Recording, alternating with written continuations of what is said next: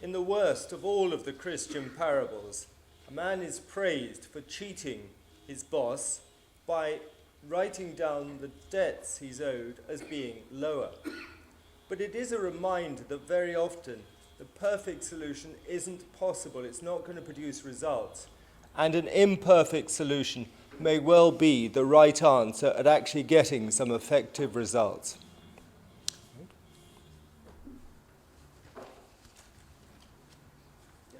That's it? Mm-hmm. Right. I'll leave you to it. Mm-hmm. Right? Yes, thanks. Please sit.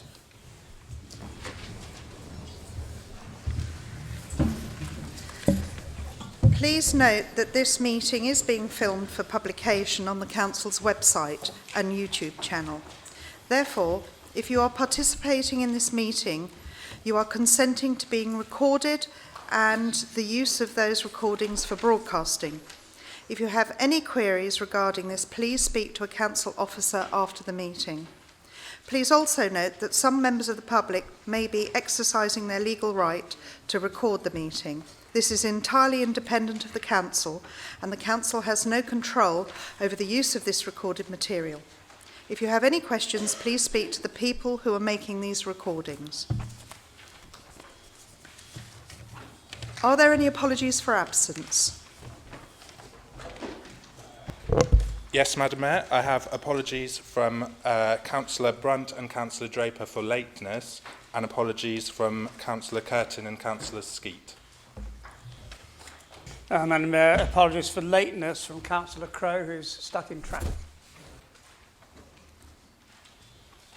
No other apologies? Are there any declarations of pecuniary interest?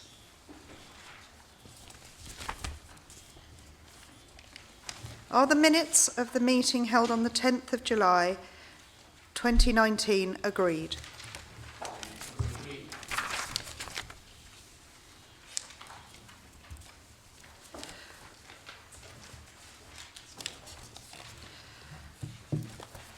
I'm going to be brief because I know we're up against it on the time. Deputy Mayor and I have had a busy summer, and I'm delighted to say that our first event, the charity cricket match, made over £750 for the Mayor of Merton's charities. So thank you to Mitcham Cricket Club, the councillors took part, and those that came to support the event on the day. You've all got some flyers for forthcoming events in front of you.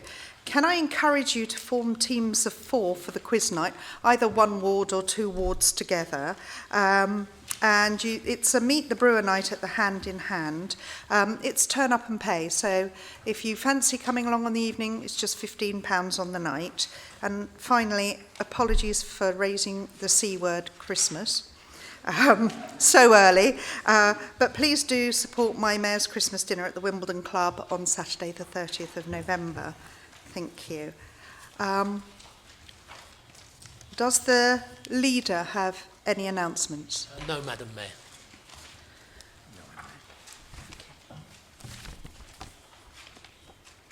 The next item is the public questions.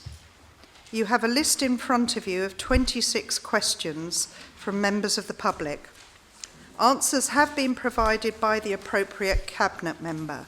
Each questioner now has the right to ask a further supplementary question. Please make your question brief and not a statement. I will call each person's name in turn based on the order the questions were received. If you would like to ask a supplementary question, please indicate to me clearly, and I will ask you to come to the seat marked public questions in the front of the gallery. We will get through as many as we can in the 15 minutes allowed. Please all note that your microphones will be operated for you, and please speak clearly. Firstly, is Ricardo Gladwell present?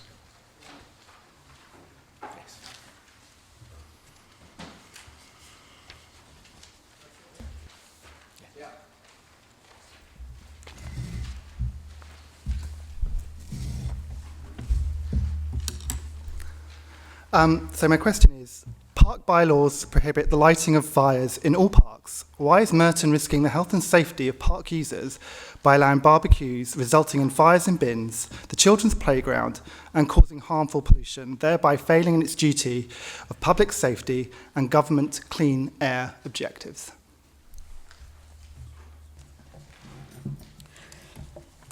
Thank you, Madam Mayor, and thanks to Mr. Gladwell for his supplementary question. As I have said in my written response, we are proposing to hold a community-wide consultation, and I advise that we wait for the result of that consultation. Thank you. Joyce Pountain. MJ Lucy.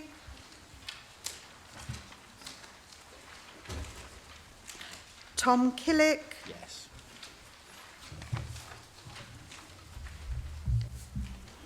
I thank the Cabinet Member for his reply. I was at the sustainability panel, which he quotes in his answer, and I heard the gentleman from Veolia, Scott Edgell, I think his name is, say that, a quote, there have been fines deducted from the contract. That being the case, I'm not clear why the Council believes it's still commercially sensitive to reveal whatever fines have been paid or payments withheld. I'd like to thank him for coming tonight and also for his supplementary. As is explained in the answer, whilst nobody denies that the service has not been acceptable from our point of view, and nobody denies that we have been enforcing the contract, and we are seeking to achieve the best outcome financially for the council, as well as in terms of the street cleanliness. And so therefore it is true to say that fines have been made. Because of commercial considerations, it is not possible for us under the law to, at this point, go into detail about what the actual figures were. So we can confirm they've taken place, which is I think what you've asked in that supplementary, but what you asked in the original question about the amount, unfortunately I'm not able to give you at the present time. Can I just remind that answers should come through the chair? Kevin Clark.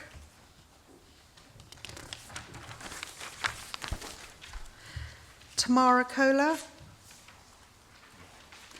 Stephanie Biden. Barry Smith. Luke Taylor. Clarcha Dressales.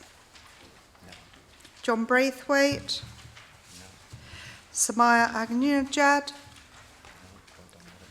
Samantha MacArthur. Hugo Forshaw. Shipra Gupta. Richard Poole. Emlyn Williams. Christine Denwood. Chris Stanton. Pippa Maslin.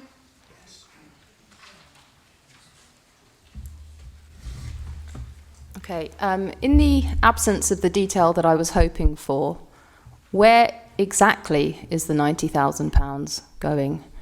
Which parks and which projects in those parks? Thank you very much to Ms. Maslin for her supplementary question. I don't think it could be clearer. Parks and open spaces are not statutory requirements, and so therefore the funds that we raise from there go to what we do to keep the parks and open spaces in shape for everyone to enjoy. Thank you. Sarah Sharp.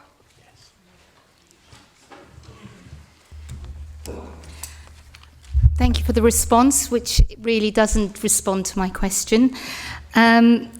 Since the Council does redact the personal data of public representations to put on the public file, why isn't it uploading it onto the website, onto the portal? And given that you say that you will inform the public of amendments to planning processes. That is actually not happening at the moment. So can you please tell us what timescale you are working towards making sure that the representation is available in the public domain to ensure transparency? Thank you. I'd like to thank Sarah Sharp for her supplementary question, Madam Mayor. All our planning representations can be accessed at the Civic Centre, at an inspection. We are an open and accessible council. This was taken after advice in relation to the Information Commissioner, and I believe it was the right decision to have actually taken as a council. Thank you. Daniel Beglin, Nicola Thompson, Ingrid Dickinson, Eve Cohen,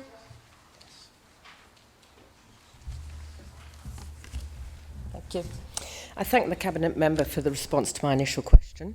The reason for that initial question was that on the 21st of August, I emailed the Planning Department to ask if any representations had been received for a particular planning application. I received a standard response stating in order to formally record, process and acknowledge my comments, they first required provision of my full postal address, and they couldn't process my communication further until such a time as this was received. This response was clearly inappropriate and wasted more of my time having to email again and the planning team's time having to reply again. Whilst I welcome the recent change to the instructions on how to request to view representations by directing to the planning representation's email address, would you not agree that there is a need to have some differentiation between requests to view planning representations and submissions of planning representations, perhaps by use of a different email address or using a standard subject line so that the process could operate more efficiently? And I also point out a minor amendment is needed to the new statement on the website, as it puts the planning team twice in the same sentence, one after the other. I'd like to thank Eve Cohen for her supplementary answer. In terms of obviously the suggestions she has actually made, it's certainly something we can look into further. In relation to the instructions, they have actually, as you're aware, now been changed in terms of the website, so it is more clearer in terms of accessing those representations. Thank you. Emma Madison.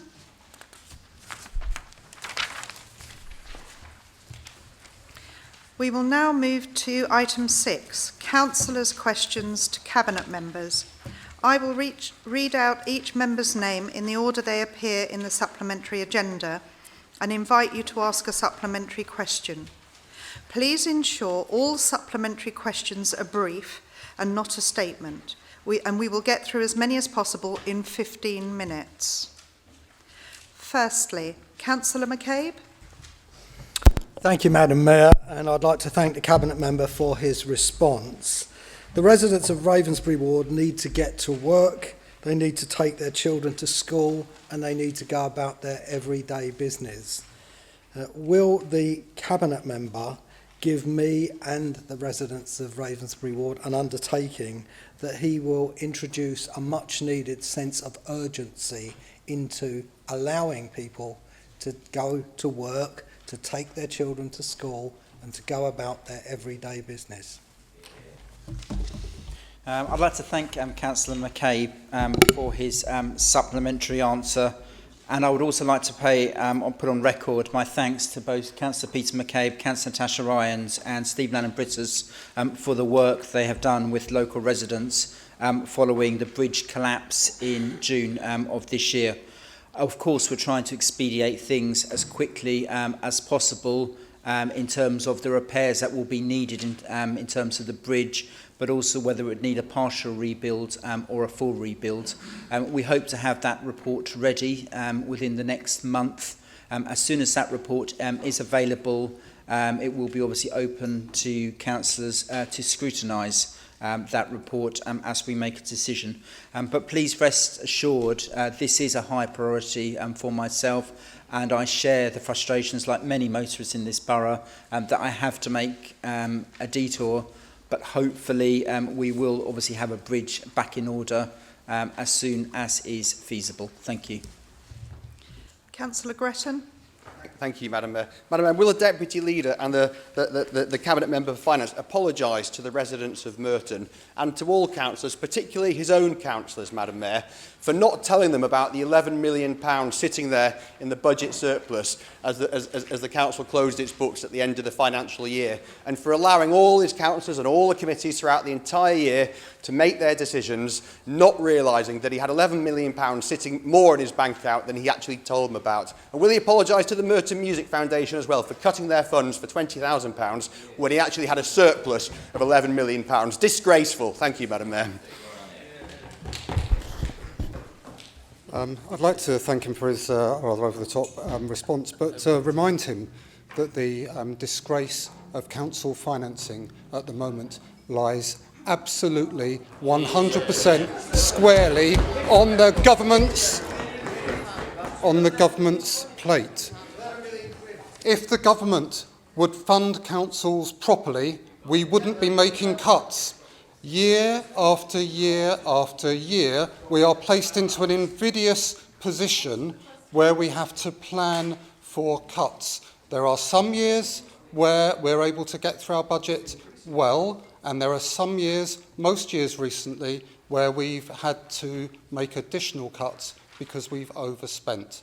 A good, prudent council works through year by year the good years and the bad years and evens them out, and that's what we have been doing, and is in stark contrast to the Tory government that has cut and cut and cut, and he should be the one apologising, and so should they. Councillor Anderson.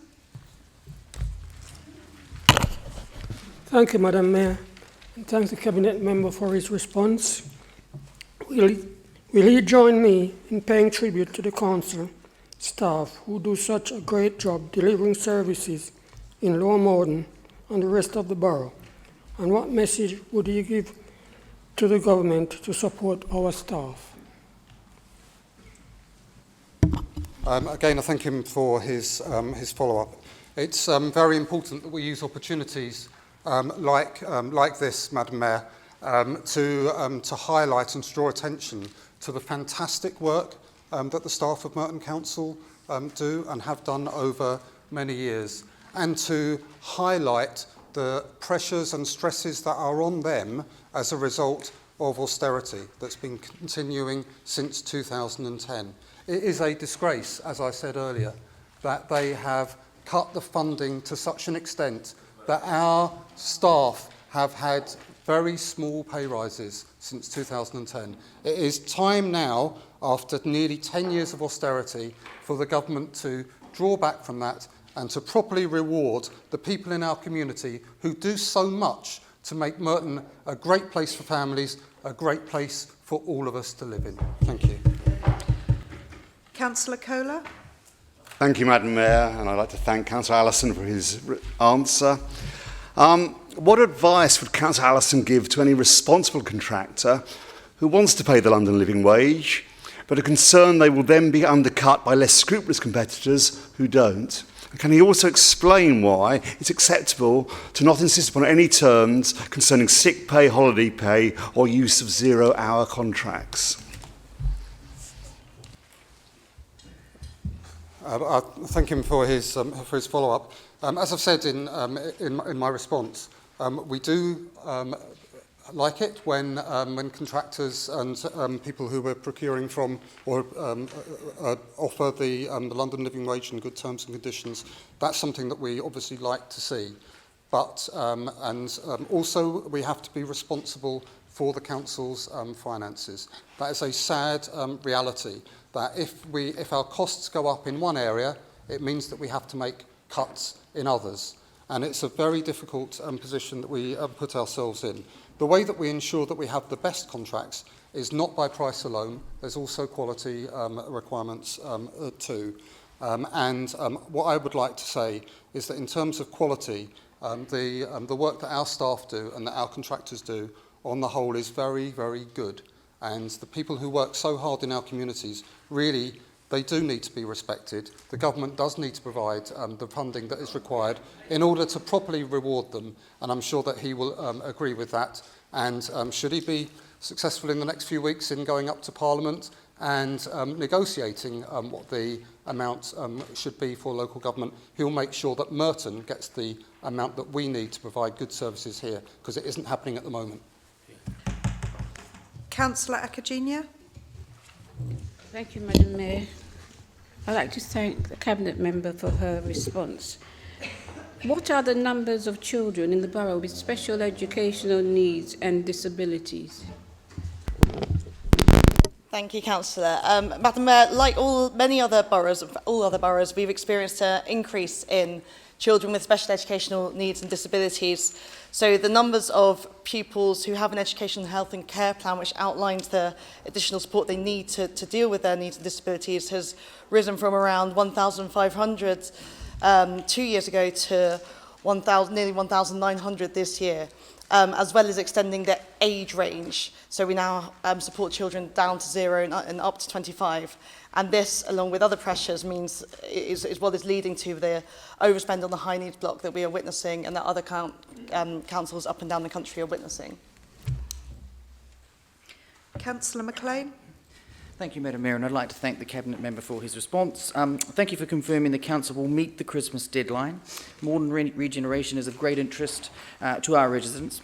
Would he be willing to meet with me to go over the proposals to ensure that this regeneration project finally does move forward? I'd like to thank Councillor McCain for his supplementary, and my door is always open to councillors of all parties. I think it's important that all parties work together in terms of delivering modern regeneration, because it has a lot of positive benefits for the town centre in terms of housing, retail, but also as well improving the look and feel of the area. So my door is open and I'm more than willing to meet and discuss with councillors of all parties in the Morden area. Thank you. Councillor Pritchard.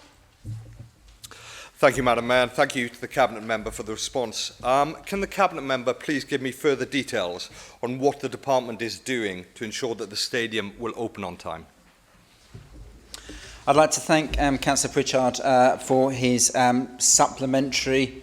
Clearly, obviously, we are liaising very closely with both Galliard, who is the developer around the stadium, but also as well in terms of the club in delivering the stadium for September 2020. So we do have regular liaison with both, and I'm pleased to announce that it is on track to be finished in September 2020, which will be a great bonus for Wimbledon, because Wimbledon FC is finally coming home, Madam Mayor. Thank you. Councillor Fairclough. Thank you, Madam Mayor, and I'd like to thank the Cabinet member for her detailed answer. I wonder, Madam Mayor, if the Cabinet member could tell me whether she thinks the unfortunate situation where the equality impact assessment process wasn't followed, which led to the successful call-in of the parking strategy, was a one-off, or if she thinks it's indicative of a wider issue. Thank you.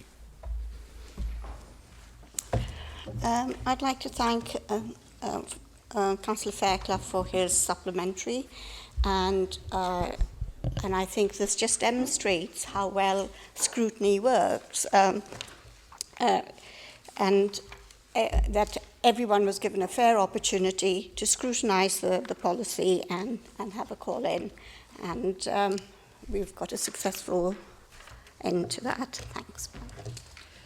And the final question, Councillor Fraser. Thank you, Madam Mayor. I'd like to thank the Cabinet member for her response, but could she now answer this question? How does the number of secondary school places this year compared to last year highlight the needs in the borough? Thank you, Councillor. And Madam Mayor, we've seen an increase in the number of children applying for secondary schools within the borough. So this year there were nearly 1,500 Merton children who had offers made in secondary schools compared to 1,200 and a little bit more than that 2 years ago. So we really have seen a significant increase, which demonstrates the need for the additional school places that we have been providing. I'd like to thank the previous Cabinet member for her work on delivering on that expansion. Thank you. And before we move on, I'd just like to thank everyone for keeping their questions and answers brief. And if we can continue to do that with a fair wind, we'll probably end on time. We are now on item 7, the strategic theme of sustainable communities with a focus on enforcement. We will begin with the Councillor's strategic theme questions, and I will follow the same procedure as with the previous item. Firstly, Councillor Kenny. Thank you, Madam Mayor. I'd like to thank the Cabinet member for his response and ask him, what can the Cabinet member tell us about further efforts by the department to clamp down on rogue landlords? I'd like to thank Councillor Kenny for her supplementary. Cracking down on rogue landlords is one of my top priorities. We brought an enforcement policy to Council to Cabinet in June, which introduces penalties. We also had a successful prosecution back in August, and we also have another 2 that are pending in court at the moment. We're also looking at introducing a selective landlord licensing scheme to improve conditions further in the borough. Let me place on record, it is a priority of mine to ensure that we do have high standards, and we will take all necessary action to crack down on rogue landlords within Merton. Thank you. Councillor Holden. Thank you to the Cabinet member for his answer. I'm grateful he acknowledges me and in his answer and the problem that I've been talking about in this place for years. Will he commit to meeting with me, taxi groups, Wimbledon Station, TfL and local residents to resolve this problem of air pollution at Wimbledon Station once and for all? Well, Madam Mayor, can I thank him for his question and his supplementary, and in the interest of brevity, yes, I can commit to that. Councillor Irons. Thank you, Madam Mayor, and I'd like to thank the Cabinet member for his response. Just to follow up, though, could you give us some details for the timeline of the fly and tipping strategy and the action plan, please? Madam Mayor, can I thank her for her question and her supplementary question and for the work that she's done as chair of the Sustainable Communities Scrutiny Panel. I think it's important to say that we are already implementing the actions within the fly tipping strategy and action plan. We have simply labelled it as draft because we are very keen to receive feedback from councillors from across the chamber. I will be writing to all councillors in the next week to invite them to a further workshop following those held last year based on collection days, and part of the discussion I hope to have in those workshops will be to discuss the fly tipping strategy, any feedback and any particular interventions people think might be needed in their own wards. So the measures are being implemented, but we are keen to receive any feedback any colleagues have. Councillor Omar Bush. Can I thank the Cabinet member for his response? Can the Cabinet member update the Council on what concrete steps, such as a low-emission bus zone, which was passed by a motion in February, will be included in the Climate Change Action Plan? And will the Cabinet member ensure that the working group included representations from all parties? Well, can I thank him for his question and for his supplementary question? I think we need to be clear what the action plan is being used to do, because the action plan will contain the areas in which the council will need to look at in order to decarbonise the borough by 2050 and the council services by 2030. But that's quite separate from a number of other measures that we might already be looking at, including low emission zones and other things that were in the Air Quality Action Plan. And there's nothing to prevent those coming forward in advance of the action plan to tackle climate change. In respect of the working group, the application process has been running over the summer. Any councillor was able to apply to it, and indeed one did apply to it. So if there is any further interest in sitting on it, I would encourage members to contact me very quickly, because we are in the process of finalising that in the next few days. Councillor Pearce. Thank you, Madam Mayor. I'd like to thank the Cabinet Member for her reply. How does she feel following through with the prosecution's help with the enforcement? Madam Mayor, I'd like to thank Councillor Pearce for his supplementary question. And I'd like to use the rogue trader, Joseph Horner, to highlight the good work that our officers are doing regarding this. So basically he was a rogue trader that scammed Merton residents, and he was brought to justice. People like himself ruin lives, and I would just like to urge anyone who suspect and who have any suspicion of such behavior to report it to our I got myself in a muddle, to our training standard department here, because they are willing to take on those cases and fight to make sure that they bring those people to justice. Thank you very much. Councillor McGrath. Thank you, Madam. Thank you for the Cabinet Member for their reply. I heard a lot of concern from residents who find it really helpful to be able to look at the comments from other residents on the planning website.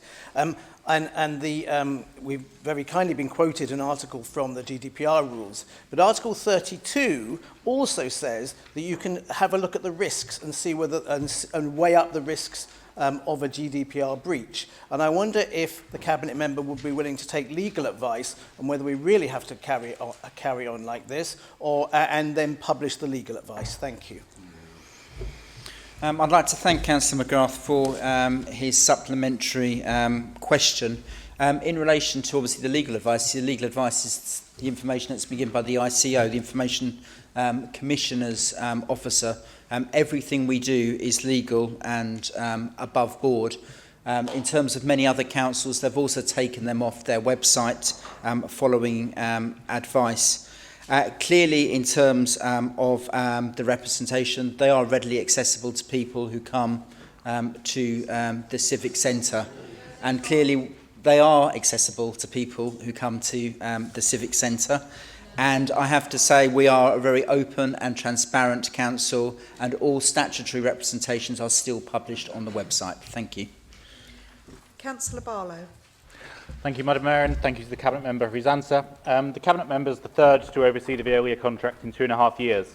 What does he expect to happen first? Performance will reach the same levels as when the service was delivered in-house, or a fourth Cabinet Member will take over his role?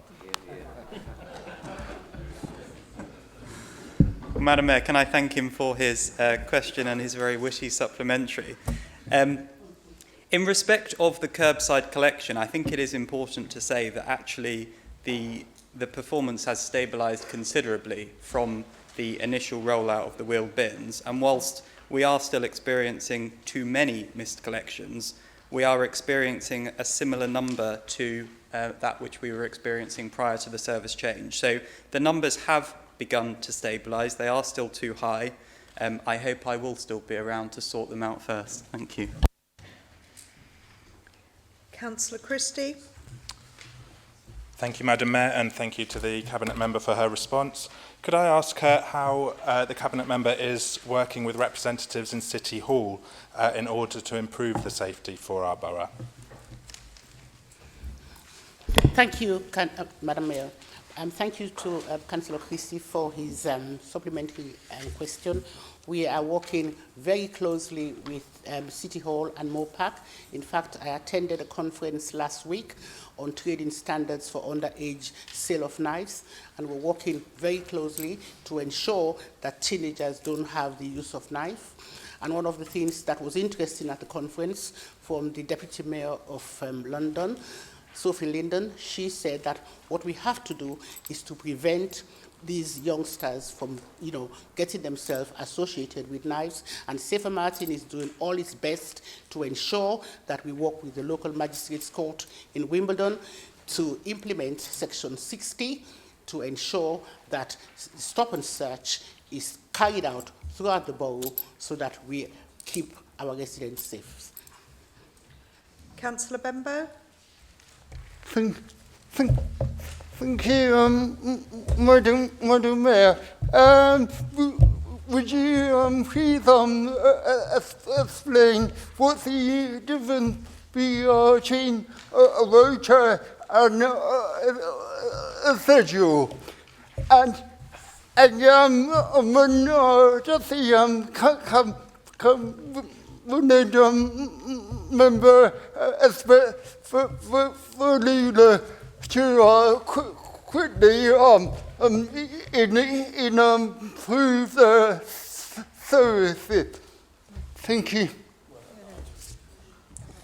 Well, Madam Mayor, can I thank him for his question and his supplementary, and also for the advance notice of the supplementary. On the first question of what is the difference between a rota and a schedule, I think we are getting into a question of semantics. We are talking about one document. Veolia will work to a schedule, a rota, whatever you want to call it, and it is that I am asking them to make publicly available so that residents will be able to monitor when their streets should be being swept, and that will help align our monitoring and enforcement activity. On his second question about how quickly I think Veolia's performance in respect of street cleansing will improve, I think we do need to recognise that there are several factors that are impacting the refuse currently on our streets, and that's not all related to Veolia. So that is the prevalence of fly tipping, it's some of our resident behaviour, it's the sideways policy we still have in the east of the borough, it's the challenges we have with collections from flats above shops. And work is taking place to address all of those, which is independent from the work that's taking place with Veolia, principally through the fly tipping strategy and our broader Cleaner Merton strategy. But it is important to say that none of that excuses Veolia's performance when it comes to street cleansing. I spent half a day with officers and Scott Edgehill from Veolia last month, touring the borough and looking at particular hotspots for poor street cleansing. And on the back of that, Scott Edgehill promised to publish an improvement plan that would set out how Veolia would look to address some of these challenges. I hope that improvement plan will be published in the next few weeks, and when it is, along with the other measures that I've already announced, I hope that we will start to see the improvements. Thank you. Councillor Dean. Thank you very much, Madam Mayor, and I'd like to thank the Cabinet Member for his, I use the word reply because there's no answer. We have the famous socialist, the proposed timetable will be published in due course. The question I would love answering is how many people responded to the consultation, and how many of those were against? Was it more than 51.8%, for example? I know that the fellows over there like a people's vote, and I'm just wondering if you would let the people of Wimbledon get that opportunity to vote for this parking tax, yes or no. Thank you, Madam Mayor. Oh, is it? Fine. Well, I think obviously Councillor Dean needs to get the right cabinet members sorted out for his next questions he asks at the council. In relation to his points, we believe that this is the right strategy going forward to improve air qualities and emissions here in Merton. We believe that they are fair and proportionate in terms of this implementation. If Councillor Dean is so keen on votes, then he should support a second referendum on our membership of the EU. Thank you. And the final question, Councillor Mundy. Thank you, Madam Mayor. And I thank the Cabinet Member for his written answer. Could I press him for further details? Given the fact that year after year, governments of both the Liberal Democrats and the Conservatives have cut Merton Council's ability to invest in services such as our enforcement operations, can he outline any plans to work with partners, for example housing associations, to support our enforcement operations? I'd like to thank Councillor Mundy for his supplementary. We do work with a wide range of partners. As he is well aware from Pollard's Hill, we work closely with Moat Housing on a number of enforcement issues, including on waste, but also housing enforcement issues. Likewise, with Clarion on many estates across the borough in terms of ongoing enforcement issues that exist. Working with partners is integral to our work in terms of enforcement, and I look forward to that relationship continuing as we move forward. Thank you. Please note that the remaining member questions and answers will be circulated after the meeting in line with constitutional requirements. We are now going to deal with the strategic theme main report. I'm going to invite a Cabinet member to present and then seek a seconder. I will then invite any members that wish to speak on the main report to do so. After that, we will take the motions and vote on them. Finally, we will then vote on the main report. Councillor Welton, please present the strategic theme report. Thank you, Madam Mayor. I formally remove the report and recommendation. Along with three other Cabinet members, Councillor Cooper-Marvier, Councillor Byers and Councillor Macaulay, we share enforcement in this council. My areas of responsibility are planning, highways, housing and parking. It's probably true to say that these areas do generate much correspondence from both councillors and members of the public, given it is integral to the work of many of those services. One of our biggest areas of enforcement is planning, where we carry out over 700 investigations each year, including unauthorised building works, hours of operation, adverts, work to listed buildings and uses. Outcomes of investigation include enforcement notices being served, prosecutions enacted and direct action initiated in an effort to rectify the breach. The number of complaints in recent years has been arising, which brings with it its own challenges, especially in terms of recruitment and retention of qualified staff, but also in dealing with caseload. This problem is not unique to Merton, but replicated across London. Recently, the entire development control team blitzed the borough with visits to properties. This one yielded 30 case closures following over 120 site visits in one day. I'm pleased to say that the backlog is reducing in terms of enforcement, despite the significant budgetary pressures which have resulted in a smaller team. But I am well aware of the concerns which have been expressed, which is why I'm proactively working with officers to get additional support into the team. With a growing private rented sector in the borough, housing enforcement continues to be a major challenge. In June, Cabinet approved a refreshed housing enforcement policy, which includes the introduction of civil penalties. The aim of that policy is to promote efficient and effective approaches to the inspection and enforcement, but also tackling poor housing conditions in the borough. This council takes a proactive approach to housing enforcement, and officers target those landlords who deliberately or persistently break the law. Where poor conditions are identified in a privately rented property, action is taken to identify and inspect other properties owned and managed by that same individual or company. Officers seek to identify HMOs that require mandatory licence and properties where Category 1 hazards exist.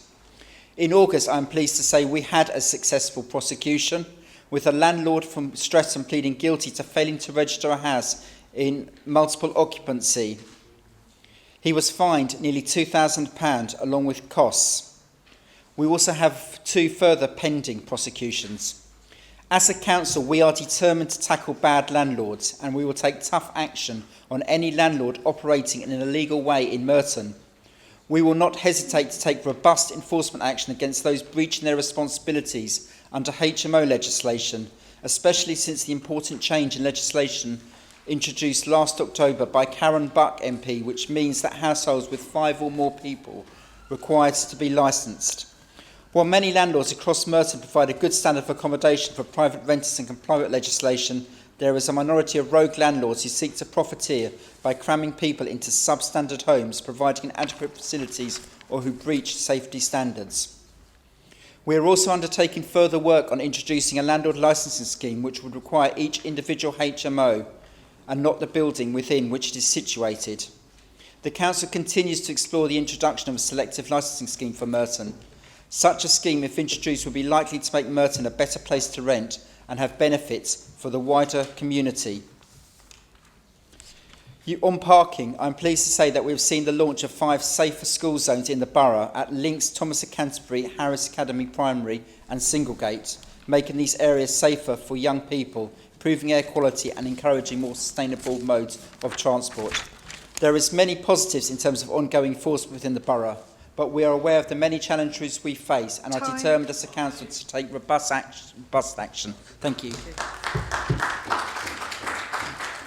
This is being formally seconded by Councillor Byers. Thank you, Madam Mayor. Formally second. I have the following listed to speak. Councillor Andrew Howard. Madam Mayor, thank you. I would first like to thank the council officers involved in the preparation of this wide-ranging report. It shows that they and their colleagues are certainly using their best endeavours to ensure that the citizens of Merton are being properly served, at least within the constraints of the priorities being set by the current Labour administration. It is, of course, clear that the officers remain significantly under-resourced in key areas, but in the context of this council having achieved an 11 million budget surplus, this can hardly be laid at the door of what is dogmatically, inaccurately and repeatedly referred to as Tory austerity. It's only off the back of the government's focus on deficit reduction that we are now, in fact, seeing significant increases in public expenditure. However, I sense the Mayor's impatience that I return to local matters which are more properly the focus of these present proceedings. We have a long agenda here and a guillotine to avoid, so having praised the officers for their endeavours, I'll now restrict my attention to just a few points that still need to be made. Issues around waste and street environment, of course, continue to affect all parts of the borough. I know that my colleagues will be addressing those issues in more detail. I think comments have already been made, but as a village councillor, my residents would expect me to voice particular concern on their behalves. They suffer the same levels of inconvenience as experienced right across Merton. I have to say it's a shame that enforcement in the definition of the present report does not extend to the Labour administration's management of key outsourcing contracts. But I move on. As a village councillor, it would be surprising if I offered no comment around planning. We have already heard residents' concerns with regard to process, and it is a matter which rather dominates the in-trays of myself and my ward colleagues. The officers make no bones about their long-running struggle to manage their caseload in the face of what has been a long-term shortage of key resource. Steps are being taken, and that is to be welcomed, but in the meantime, my residents are constantly faced with apparently arbitrary recommendations that suggest a lack of interest in protecting their rights and their environment. In my short time as a councillor, I am personally appalled by the repeated re-presentations of substantively identical applications that have been properly declined by the Planning Applications Committee. Each time, however, the officers seem compelled to recommend approval, sometimes because the reasons for previous rejections have not been properly noted. In addition, we also, of course, have numerous instances of developers breaching their approved plans, but officers feeling apparently constrained from making orders to cease and rectify works. I have to ask if they have been properly advised of their powers, indeed their duties, in such circumstances. Moving on again, I will not dwell on parking, as I think that may well, as indeed already been referred to elsewhere, although recent measures questionably taken in the name of air pollution control offer a neat segue to environmental health. Within that section, we see a particular pride being taken in the removal of a ladder being used in an unsafe manner within the unsanitary environs of a dodgy Japanese takeaway. I'll not argue that such actions are important, but it does seem remarkable that such an incident should somehow have upstaged the otherwise unmentioned and potentially highly damaging dust cloud explosions which have, as a matter of record, been taking place at a certain cement bagging plant within Wimbledon Park Ward, presenting a real threat to local residents and the schools within the immediate vicinity, including within Trinity Ward.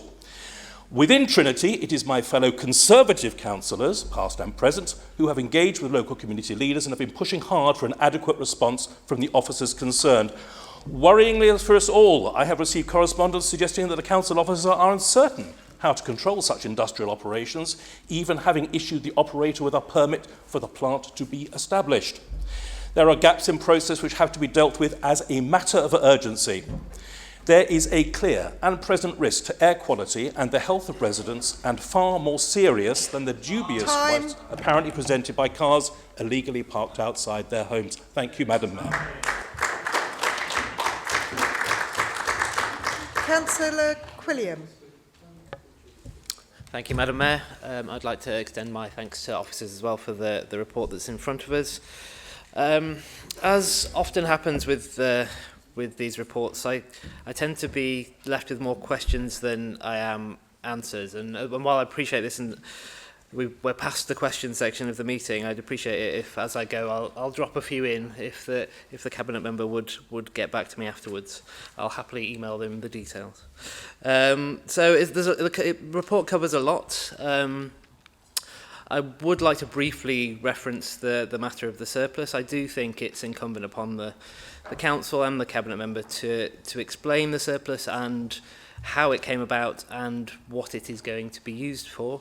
But that said, I do recognise, unlike the Conservatives, the constraints that the council budget is otherwise under, or has been in the past.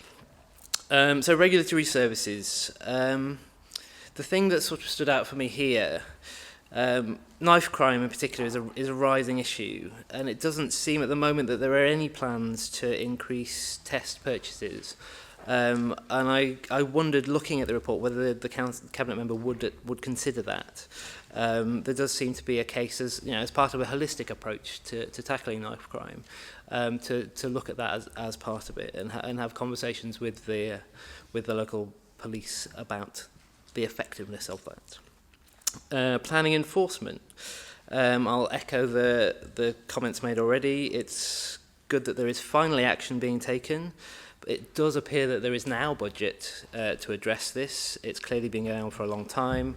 I echo some of what's been said already, and I know that many of us in our own wards will have had cases that either are delayed or haven't been addressed properly.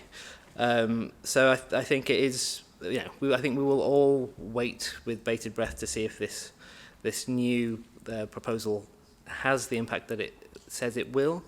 But I think we're all quite frustrated, and there are clearly things that are going wrong as a result of the constraints on the team. Housing enforcement. I see the cabinet member repeated the phrase in the report that the council have a proactive approach to housing enforcement. My question was, is it though? That's not how it appears to residents or to us on the opposition benches. As an example, there appear to be no housing enforcement figures in the report at all. When will we get these? We know that Merton has a poor record on prosecutions in particular, something that we've raised before. Is that something that's going to be improved, and if so, when? It also talks about about licensing, making Merton a better place to rent. You've been in control a long time now. There's been a long time to address that issue. Time. When will it be addressed? Thank you. There are no further speakers. Councillor Welton, do you wish to use your right of reply? I'll just be obviously very, very brief, because obviously I'm conscious for time. This council suffered major budgetary challenges. We've lost a third of our budget over the last 10 years, and we've also had the disgraceful decision this week not to make business rates retention permanent, which could have potentially huge financial ramifications for this council going forward. I'd like to touch on Councillor Andrew Howard's speech, very witty as ever, but obviously you mentioned in terms of planning applications. Clearly planning applications are quasi-judicial decisions, and members of the planning committee do need to balance up all the evidence collectively when they come to make a decision.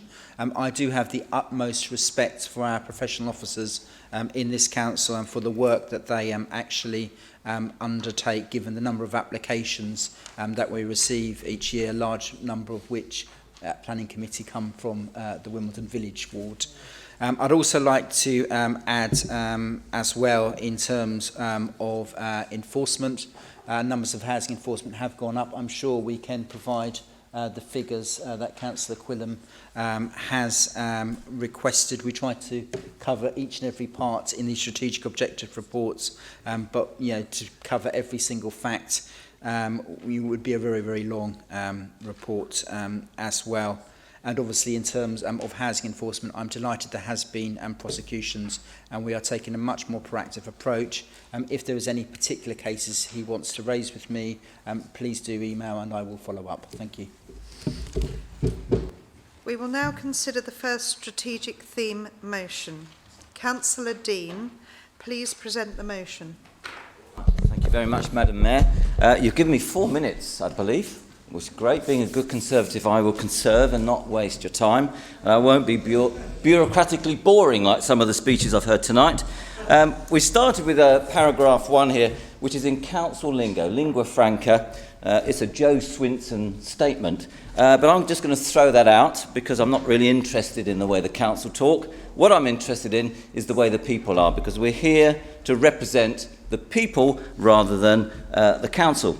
So when any of us travel, or when other people come here, you don't need to say you're from the UK or from England or from London. You can say you're from Wimbledon or near Wimbledon, and everybody will know, oh, fantastic. That's where they have the tennis. And straight away, Madam Mayor, they look at you, the glint in their eye, and they'll think you've got a nice bright smile, that you'll go out in your whitey white shorts or skirt, and you'll be playing tennis every weekend with all your wonderful friends. The fact is, although we have so many tennis courts in Merton, they are hardly used. And when they are used, people complain about the lack of quality. So what we tend to see is that some of the courts are very expensive and there is enforcement, and then we have other courts which are either not used at all or given away for free. So there is no consistency, there is no fairness, there is no quality. And for years now, many politicians have talked about giving tennis in this borough, where essentially we have the most famous tennis courts in the whole world, at a fair price, maybe for free, across the whole of the borough. And we're just not seeing that. Now, we live in an era of technology. Surely it is not beyond the wit of the cabinet members' doors that they have, which I suspect will pay for. Surely it's not beyond their wit to set up some sort of scheme where we could have membership of all the tennis courts throughout Merton that people could use. And that cost could be low and it could be consistent, and if we get enough people, then we get the money up front so we can put some capital to improving our tennis courts. We should not carry on where we are today with tennis courts that are either dilapidated or empty or too expensive and not enforced. None of those are good things. And Madam Mayor, we need to change that. And therefore, this motion should be about changing the strategy, changing the attitude of this council to think this is the very, very best place in the world to play tennis, but the only people who don't get it are the residents themselves. Thank you, Madam Mayor.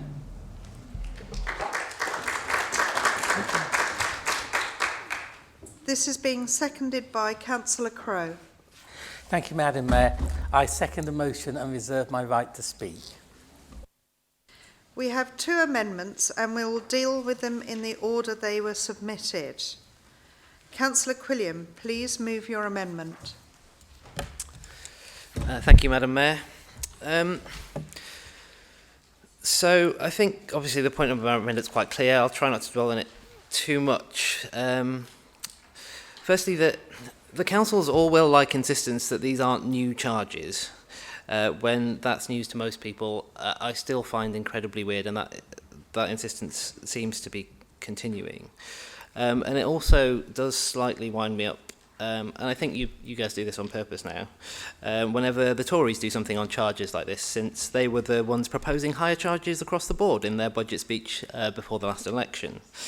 Those 2 issues aside, the substantive motion is welcome. And I hope our amendment is helpful in broadening it out.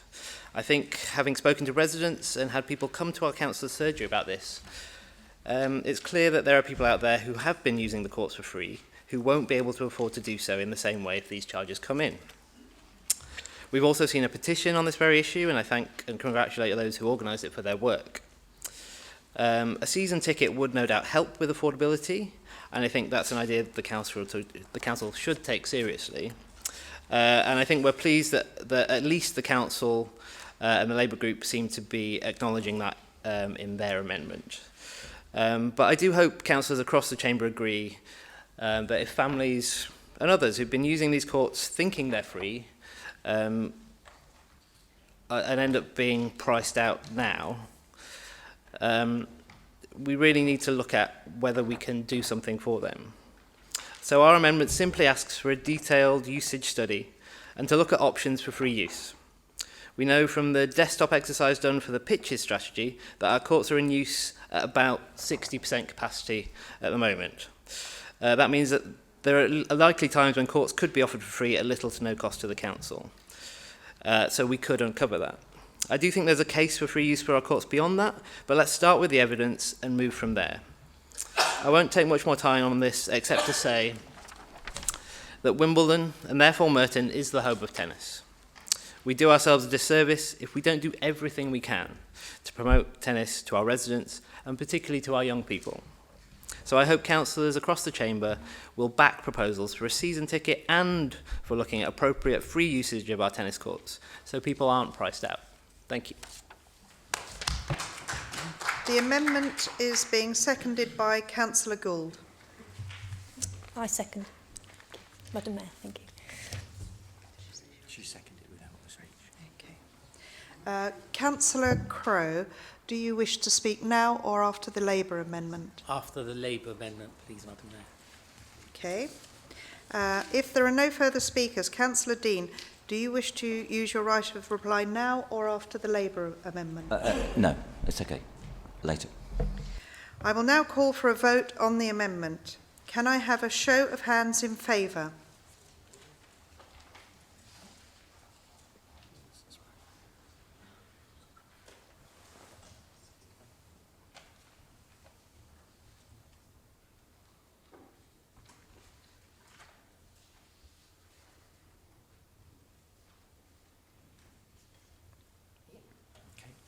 And against?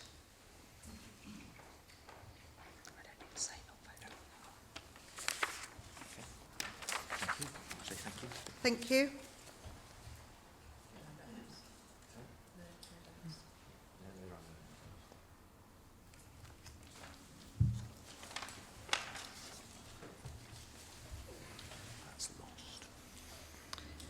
The amendment is lost, 30 against, 26 for. We have an amendment. Councillor Cooper-Marbella to move. Thank you, Madam Mayor. Merton's parks are surely a pride and joy, and tennis holds a special place in the hearts of the people of our borough. Of course, the upkeep of parks and tennis courts requires significant investment, which, in the face of year-on-year cuts in Tory government funding to the local authority, has become more and more challenging to fully resource. Like the majority of London boroughs, and in line with their payment models, our park services contractor, which backing with the Lawn Tennis Association, will be introducing a more efficiently enforced pay-to-play system. Thankfully, technology has finally caught up with a desire to effectively enforce payment to facilitate, which guarantees their upkeep of conditions and accessibility.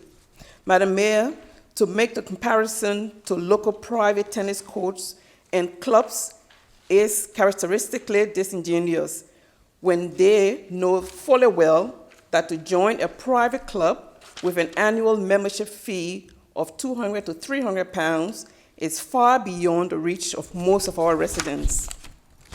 The system of pay-to-play now able to be much more effectively enforced by online payment and codes to get into gates. It's the only way to guarantee the sustainability of public tennis in these financially restricted times, and to ensure that the borough's sport is available to all. Madam Mayor, I move the amendment. The amendment is being seconded by Councillor Kenny. Thank you, Madam Mayor. You all know what a keen dog walker I am. I walk in several parks in Merton and occasionally in other boroughs too. What you may not know was that I was once a keen tennis player who represented her school and played for a few clubs. I don't no longer play tennis, but take an interest in the local courts when walking Archie, Clara or Tommy. Clara and Tommy being friends' dogs. No, I'm not a dog walker, just helping close friends. And as much as I love Merton Parks, please don't ask me to walk anyone else's dog. The answer's a very loud no. As a park user, I see at first hand how much our parks are loved by children and families and other dog walkers. Our parks are thriving. I suggest the proposers stop their ostrich approach, pull their heads out of the sand and face reality. Plucking figures out of the air is useless. As a result of the huge cuts by central government administration to local authorities, we are having to prune so much and reduce costs if we are to protect our services like our lovely parks. A shame, of course, but the plain and simple fact. This is therefore the right time to update the payment system for our courts, which can be implemented and installed ready for summer 2020. It's a good time to look at introducing annual passes, and we certainly support that idea in the proposal. Madam Mayor, residents do understand that our grants are constantly reduced and realise that little is free. Our wonderful parks are free to enjoy, but the tennis courts will now cost about the same as in other boroughs. Of course, adjustments and developments may need to be made. Let us start now and refine the process and when and as required. If we do delay until next year, the opposition will most likely present another amendment in an attempt to cause more delay. I wish the Conservatives would approach their government to fund local authorities properly. I believe that this would be a much more fruitful use of their time. The Labour administration wishes to provide facilities which will benefit all our residents, enabling us to fund the needs of all. I support our amendment. Councillor Crowe. Thank you, Madam Mayor. In this borough, we host the greatest tennis tournament in the world, and it is therefore entirely reasonable that residents and their elected representatives should want to see tennis thrive at all levels within the community. Reviewing the council's website, I see that excluding the all-weather pitches at the Harris and St Mark's academies, the council provides tennis at 13 locations across the borough, and that there are 61 tennis courts in total. Of these 11 locations operate the so-called pay and play basis. The court fee is £8 per hour collected by ID Verdi. However, at Wimbledon Park, which is our largest venue with 20 courts, and I understand it benefits from some financial support from the All England Club, it operates on a different basis and charges £9.20 weekdays, but £12 per hour for weekends and evenings. So in effect, residents of Wimbledon Park pay an additional 50% in relation to everybody else in the borough. This seems rather disproportionate and unfair, Madam Mayor, but it's no less than the residents of Wimbledon have come to expect from this Labour administration and their discriminatory parking taxes. Now, coming on to the pay and play, I've done a rough calculation which suggests that 1 hour on a Saturday amounts to £568 court fees collected. And if we scale that up for only 5 hours per day and 25 Saturdays per year, that amounts to £71,000. So we're talking about a lot of money. And the question is, how much should ID Verdi have collected? And the answer is, we don't know, at least I don't know, because they're not collecting the money, because they're not doing the turning up. Their itinerant fee collectors not turning up when people are paying. It's not acceptable, Madam Mayor. It's just totally wrong.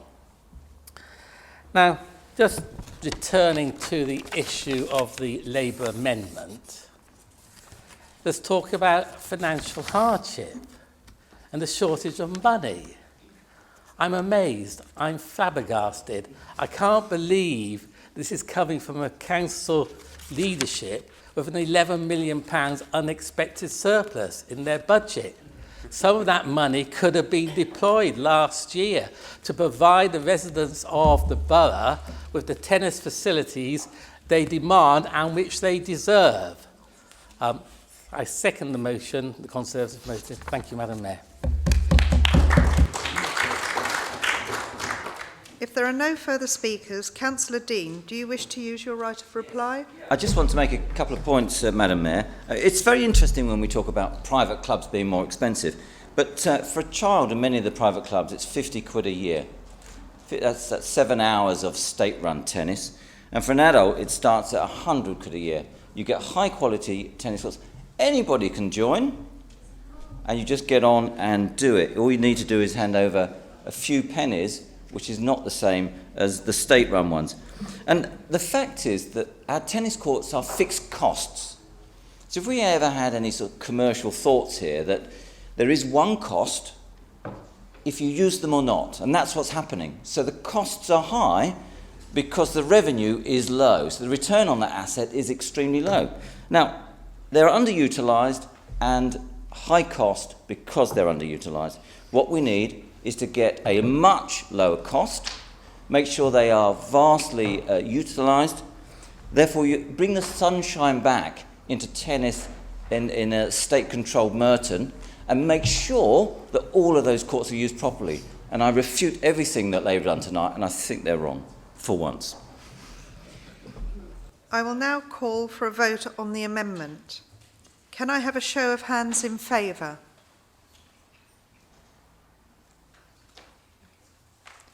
Thank you. And against?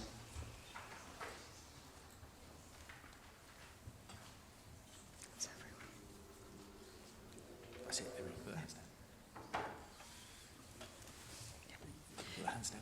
can put your hands down. The amendment is carried. 431 against 26. I will now call for a vote on the substantive motion as amended. Can I have a show of hands in favour? Agreed. All those in favour? Okay. All those against? All those against? That is carried. Carried.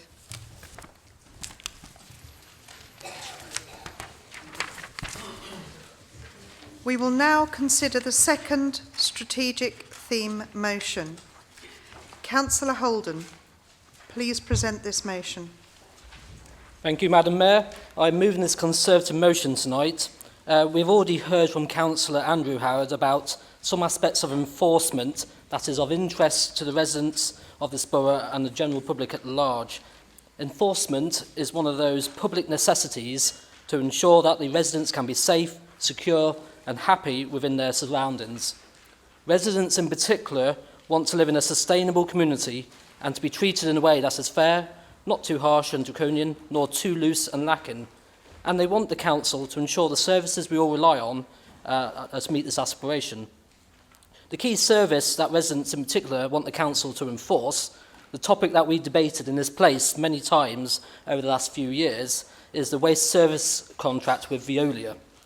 Residents want the council to ensure that the bins are emptied on time and without hassle, for streets to be clean and free of litter, for fly tips to be cleared promptly, and for those few that blight our streets, they want the council to educate, fine and if necessary prosecute. Veolia was supposed to be the saviour and the new hope of the Labour administration.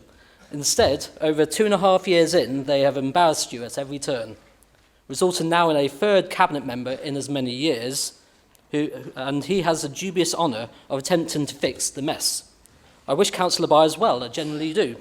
Maybe he will be the breakthrough on this issue and actually enforce the contract with Veolia to ensure our streets are clean to the standard residents expect. Moreover, if he succeeds, then maybe he will get to replace the council leader, whom has only offered insults and platitudes to the public when they dare to ask questions about the state of the streets. Madam Mayor, our motion is modest. I am not seeking revolutionary change, but it is important that this council must act and be seen to act, especially given that both of our borough's MPs are taking the unprecedented step of writing to the Sustainable Community Scrutiny Panel. In particular, Siobhan McDonough said, there has been a significant problem with refuse collection and street sweeping services in Mitcham. Additionally, Stephen Hammond added, the council has a history of poor contract management. This must improve, and a clear plan for such should be subject to scrutiny. I am therefore recommending that this council sets up a cross-party task group or an enforcement subcommittee, call it what you will, which will work with officers to deal with problem hotspots, to engage directly with Veolia operations teams and be involved in the contract monitoring directly itself. This is something that the residents would like. They would welcome a concerted effort from all of us across the chamber. Indeed, at the recent meeting of the Sustainable Communities panel, I was pleasantly surprised that Veolia took a more conciliatory tone for the first time and even invited us to go to see their operations centre to see how they handle things. There was also good scrutiny of Veolia and of the administration, and it was, in my opinion, one of the better sessions of scrutiny we've had in my time in this place. So, I ask you, do not fear this motion.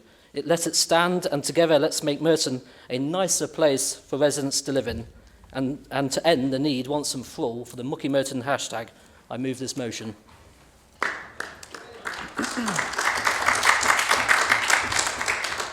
This is being seconded by Councillor Gretton. I reserve my right to speak. Thank you, Madam Mayor. We have an amendment. Councillor Byers. Thank you, Madam Mayor. I'm pleased to move the Labour amendment. Madam Mayor, 2 weeks ago I attended the Sustainable Communities Scrutiny Panel that Councillor Holden referred to talk through my priorities for the forthcoming year. I hope those present would accept that I provided a very honest assessment of the state of the service. I fully accept that some elements of the service are not working well enough in some parts of the borough, but I think it is right to note that it is not all elements and it is not every part of the borough. Furthermore, whilst I accept the contract has, in parts of the borough, not resulted in a cleaner public realm, I think it is right to note that it has delivered against two of the other objectives, namely financial savings and increased recycling rates. However, I don't say any of that to excuse the failings that are occurring, because a cleaner borough has to be the ultimate objective of any waste contract, and I am clear that we are not achieving against that objective at present. Madam Mayor, I think it is helpful to compartmentalise the three elements of our waste contract when talking through some of the challenges: curbside collection, fly tipping, and street cleansing. On the curbside collection, whilst the overall number of miscollections is still too high, and I am clear it is still too high, it has stabilised considerably since the service change last October and is now broadly comparable to that achieved 12 months ago.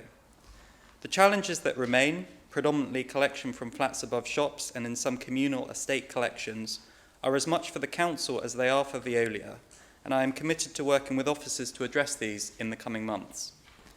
On fly tipping, it is right to acknowledge that Veolia's performance in clearing reported fly tips is good, albeit I accept that there are probably a number which go unreported due to the slightly cumbersome nature of our reporting mechanism.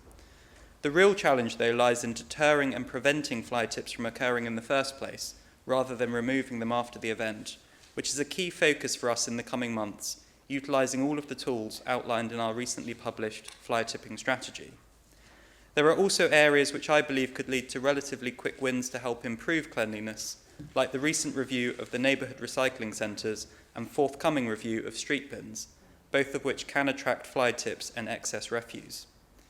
And that, Madam Mayor, brings me to street cleansing, which to my mind is the area in which the contract is currently performing least satisfactorily. Last month, I spent half a day with Veolia and officers visiting different parts of the borough to look at the state of the streets, and I think it was accepted by all parties that on a number of roads that we visited, the performance was nowhere near as good as it needed to be. I'm very pleased that on the back of that visit, Veolia has committed to creating an improvement plan on street cleansing, which was a promise reiterated at scrutiny 2 weeks ago, and I hope that will result in an improved street scene. Madam Mayor, I am currently working with officers on the development of a Cleaner Merton programme, encompassing elements from across different directorates, all of which have a bearing on the cleanliness of our borough. As I alluded to earlier, invitations will shortly be going out to all councillors to attend a further round of workshops organised by Collection Day, and I'm keen to receive feedback as part of those workshops on the fly tipping strategy and broader Cleaner Merton programme, and indeed on some of those other elements alluded to by Councillor Holden. Madam Mayor, I fully understand the level of frustration felt by colleagues and residents at the way the service is currently operating, and I am absolutely committed to working with all colleagues to address these challenges and create the cleaner borough we all aspire to see. I formally move the amendment. The amendment is being seconded by Councillor Irons. Well, Madam Mayor, though I'd simply like to say what he said and sit down, I won't. Instead, I'll address the part of this motion that makes reference to the Sustainable Communities Overview and Scrutiny Panel, which I chair. The panel I chair is a collaborative one, made up of members from across the political spectrum. We bring councillors, officers and partners together to look at specific areas of work and make recommendations to Cabinet. But crucially, we have a procedure that allows our residents to make constructive contributions to our work. The rules are clear. Part 4E of the Council's Constitution specifies that political parties and or political groups shall not be entitled to use this procedure. As Chair, it is important that I uphold these guidelines. They prevent the work of the panel from being derailed by political speeches from ambitious councillors in search of a platform. They prevent chairs from filling the room with sympathetic councillors wishing to pat the leadership on the back. And they prevent egocentric councillors stealing our residents' seat at the scrutiny table. At our last meeting on the 3rd of September, we focused on Veolia's performance. We heard from 5 resident speakers, received written submissions from Mitcham and Morden MP Siobhan McDonough, Wimbledon MP Stephen Hammond, Clarion Housing and resident associations from both the east and the west of the borough. As a panel, we agreed on the questions we wanted answers to, organised our thoughts in a pre-meeting and structured our questioning around these key themes. Waste collections from large estates and flats above shops, street cleaning, reporting and communication. As a result, our recommendations to Cabinet go further than those laid out in this Conservative motion. They include specific points around creating an always-on communication strategy, a review of how collections are managed on large estates, and that Cabinet will investigate the feasibility of a ward-by-ward deep clean. We reached this cross-party consensus without the need of an additional subcommittee. We reached this consensus through collaboration and a commitment to focus on the evidence and not the politics. In short, we reached this consensus by properly engaging with the scrutiny process. So, Madam Mayor, with this in mind, the issue here is not the scrutiny process and whether or not we need more meetings. The issue here is how we use the existing scrutiny process to ensure the best service for our residents with the limited resources we have. As more and more councillors are driven to their financial breaking point by ideological warfare on their budgets, more and more services are likely to face outsourcing.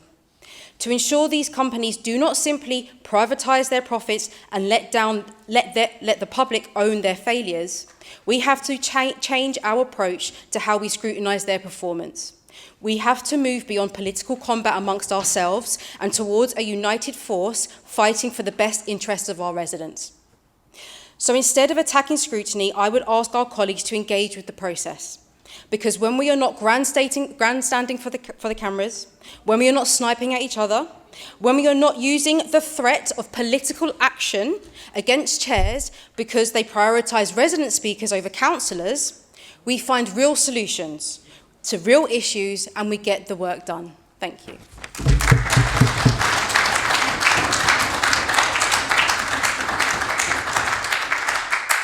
I have the following listed to speak. Councillor Fairclough. Thank you, Madam Mayor.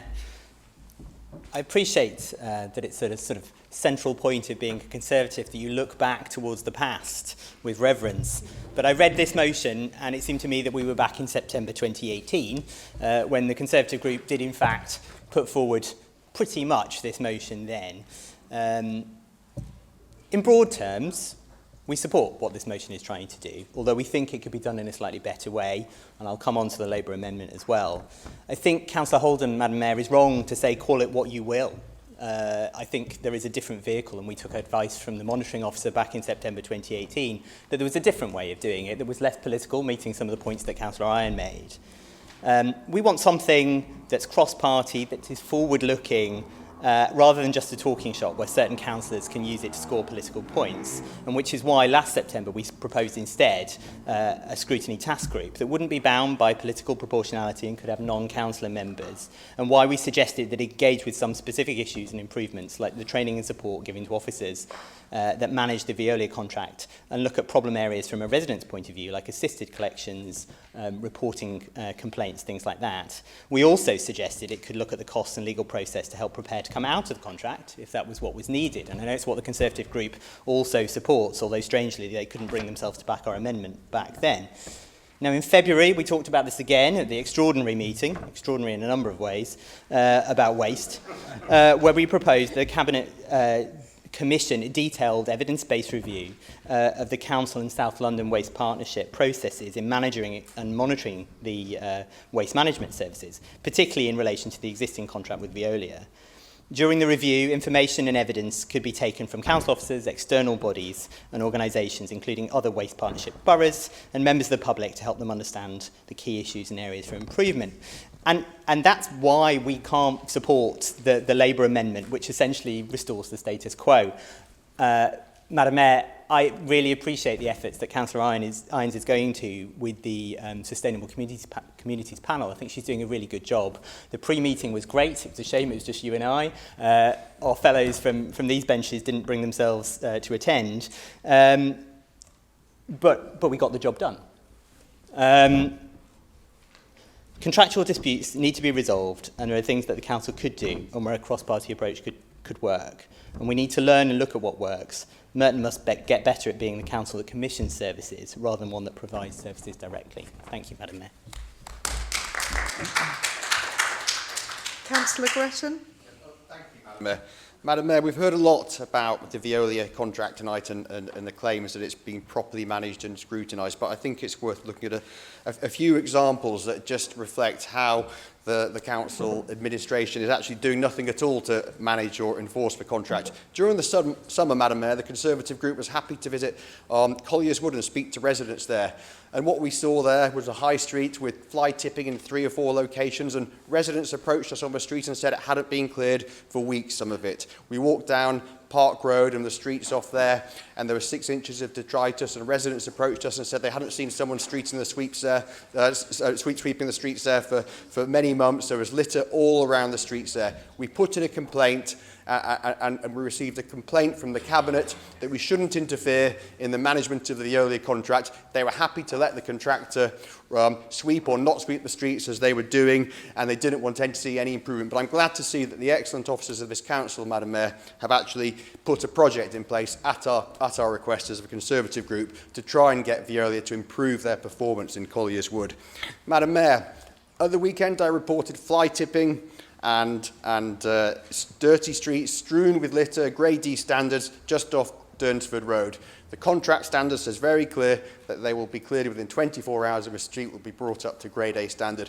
I inspected that road myself at 8 a.m. this morning, Madam Mayor. The fly tipping was still in place, and all the pavement was strewn with litter. No attempt whatsoever had been made to clean the street at all. And that just shows and reflects the lack of management that this Labour administration is delivering in relation to the Veolia contract. There's Waterside Way, Wimbledon Park, Madam Mayor. There's fly tipping, which is in some areas 2 or 3 feet deep, hasn't been cleaned for well over a year. The residents who pass through that area to frequent the Rondell Trail have been reporting that street for a long, long period of time, and still it hasn't been cleaned. Anyone who drives down Plough Lane, Madam Mayor, will see the bins accessing the Rondell Trail. It's very rare to see them empty. Usually when you drive past them, Madam Mayor, or walk by, you'll see that the bins are overflowing. And that's the same in many areas of our borough. Nobody is managing this contract properly, Madam Mayor. And when I attended the scrutiny session, which Councillor Irons refers to at the beginning of September, what we heard was there was a lack of clarity, supposedly, in the contract. And it always amazes me, Madam Mayor, when people say there's a lack of clarity clarity in this contract. And Siobhan McDonough said there was a lack of SLAs and KPIs and it wasn't sufficiently clear what the service level in the contract, but it's absolutely clear that none of them actually read the contract, because if they pick the contract up, they see there are actually hundreds of pages of DEFRA, clear DEFRA service standards of what Councillor Allison, when he pays Veolia the £5 to £10 million a year, so happily, it says very, very clearly what the contract standard is, and that's grade A, grade B DEFRA. It says there will never be an overflowing litter bin. It says fly tipping will always be cleared within 24 hours. No one in the council administration is managing these properly, and what we've heard is a long list of other excuses that Veolia is still learning how to clean the streets, despite the fact that it's been sweeping the streets since 1953 and 1980s in this country. We've heard that the council is not paying Veolia enough money, despite the fact that, and Councillor Allison is being so generous with his chequebook, Madam Mayor, he wishes to pay Veolia even more money. He's now looking at ways to pay Veolia extra money to clear waste from the side of the streets, which in my opinion, if you read the contract, Veolia are already clearly liable to be paying. We also heard complaints at the scrutiny group that residents were being hypercritical, and that was a disgraceful statement that the scrutiny group and even Veolia were castigating residents, chaired by Councillor Rines, for daring to criticise the state of the streets and the performance of the contract. And we also saw reports, Madam Mayor, that 0% were Madam Mayor, this contract needs enforcing properly with a proper committee. Thank you.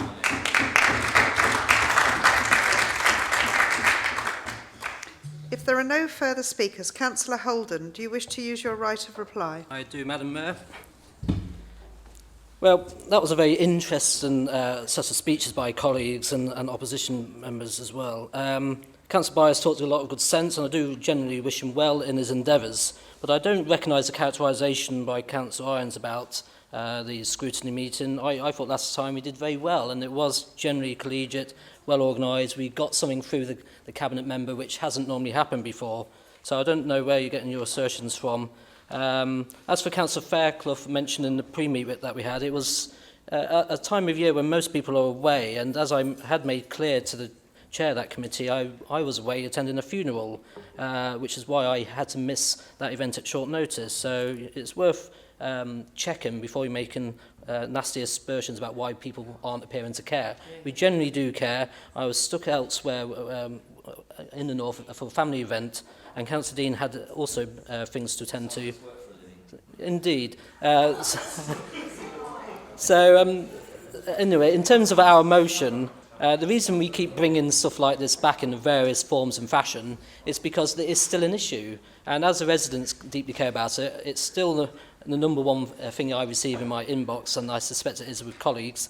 Until it's resolved properly, we will keep going back at this. That's why we called it task group this time, a more continuous one, because it doesn't need one-off actions. I think we need a continuous sort of subgroup. I don't even mind if it's stacked full of just members of one party. It doesn't have to be a normal style task group. It could be just a few individuals who spend more action and energy, a bit like how we have a sort of data person in our committee. We could have a couple of people doing this. It's a bit like the Financial Monitoring Task Group. That meets quite often, regularly. This could be the equivalent. This could be the Veolia contract management sort of task group, whatever you want to call it. So I think this is a fair motion that we've done, nothing revolutionary, so please back it.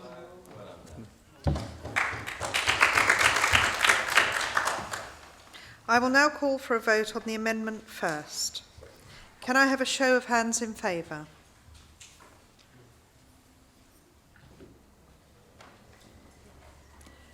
Thank you. And against? All those against?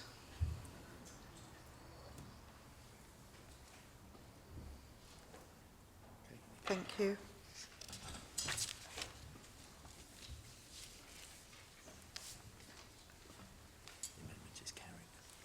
The amendment is carried. 34 for, 23 against. I will now call for a vote on the substantive motion as amended. Agreed. Not agreed. All those in favour? All those against? That is carried.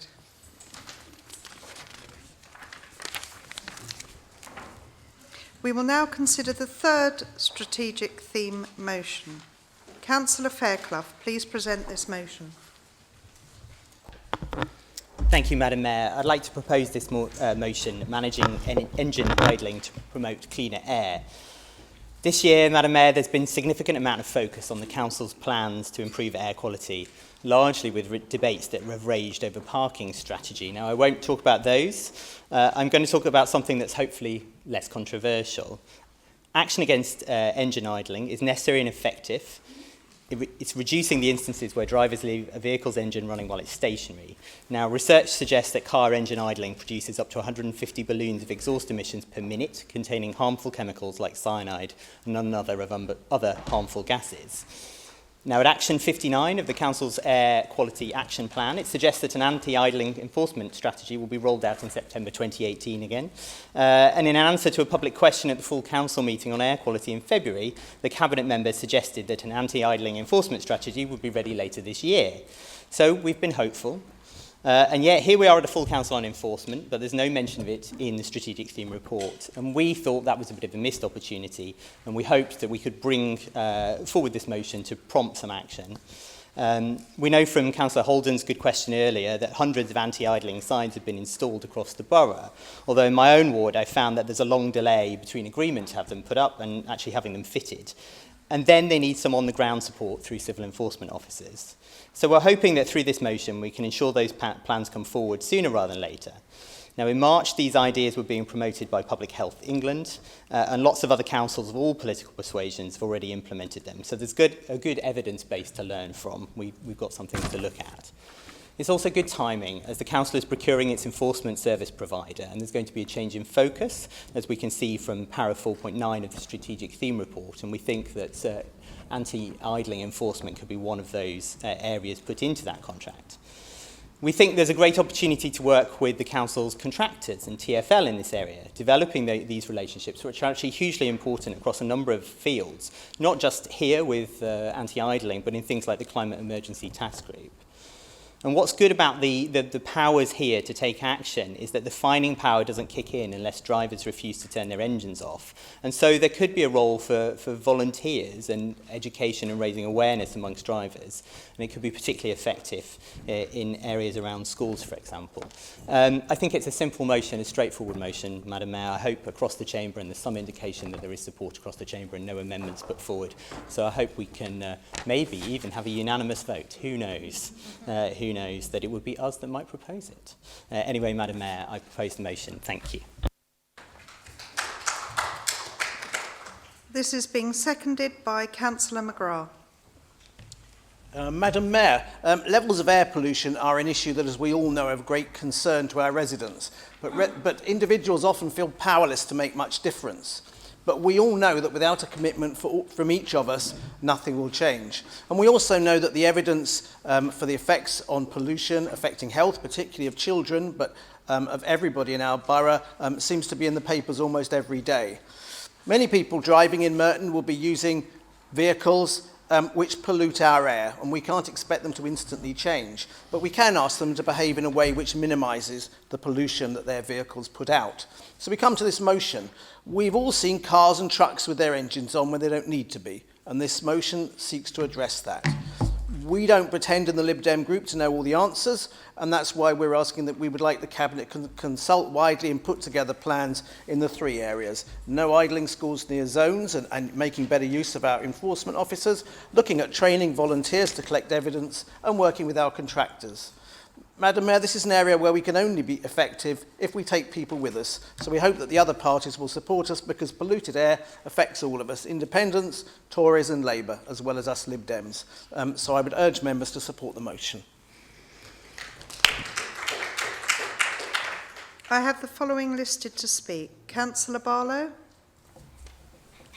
Thank you, Madam Mayor. It's good to see the Liberal Democrats focus on idling in Merton. It must make a welcome change from the past few days spent idling on the beaches of Bournemouth, trying to think up new ways to show they are neither Liberal nor Democrats.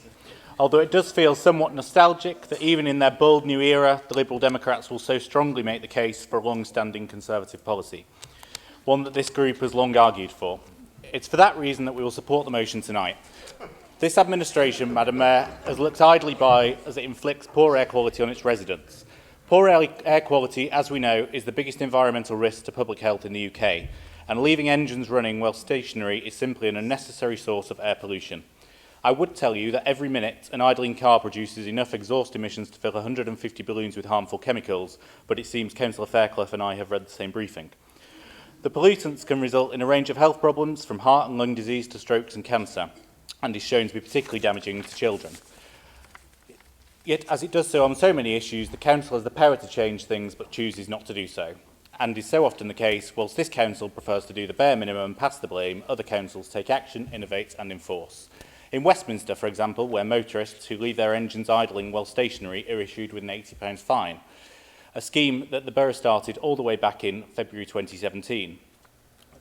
There, drivers of cars, vans, coaches and taxis will face a fixed penalty notice if caught idling for more than a minute well parked up. Of course, drivers should first be encouraged to switch their engines off, and educating them about how air pollution affects health is important. But unless enforcement then follows, this will have little or no impact. Unless this happens, we will continue to blight every ward in our borough with poor air quality. In Hillside, as Councillor Holden's already said, where the lines of taxis on Alexandra Road pump pollution into residents' homes.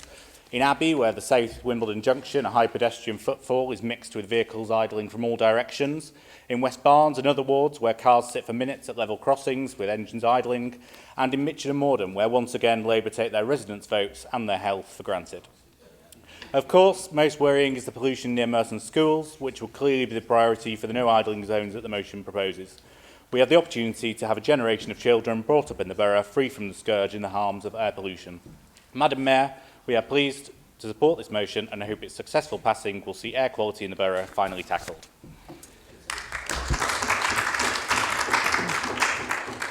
Councillor Byers. Thank you, Madam Mayor. I'm pleased to say that the administration will also be supporting this motion, and I would like to thank those who moved it for the helpful and constructive way in which it was drafted. Madam Mayor, in tackling idling, it is important that we recognise that we do need to strike a balance between education and enforcement. In regard to the former, we will shortly be holding the previously advertised training session for all councillors who expressed an interest, which will enable them to run campaign events in their own wards. I would hope that as we undertake more of these events and continue to increase our signage, our anti-idling campaign does, to a degree, become self-enforcing as the actions we start to take begin to drive behaviour change. We successfully bid for monies through the Mayor's Air Quality Action Fund for this purpose, so we will be able to do far more. However, as Councillor Fairclough has alluded to, there is undoubtedly a role for enforcement, and indeed work is already underway to utilise parking enforcement officers to undertake a dual enforcement role during school drop-off and pick-up times, receiving training and resources from our air quality officers. Other than schools, there are a number of areas that I would like to see us particularly focus on, as mentioned in my response to Councillor Holden earlier, but I think we need to recognise that different measures will likely be needed in different areas. And to that end, Madam Mayor, I will be discussing with officers commissioning a piece of work which looks at a holistic strategy to tackle anti-idling across the borough, with different measures utilised in different areas and learning from best practice from other boroughs, some of which Councillor Barlow has alluded to. Madam Mayor, as part of that strategy, I'm very happy to look at all of the measures put forward in this motion and indeed any other suggestions colleagues have, and I'm very happy to support this motion. Thank you. If there are no further speakers, Councillor Fairclough, do you wish to use your right of reply? Yes, Madam Mayor, just to say thank you very much to all sides, and we look forward to a successful strategy. Thank you. So the motion is agreed? Agreed.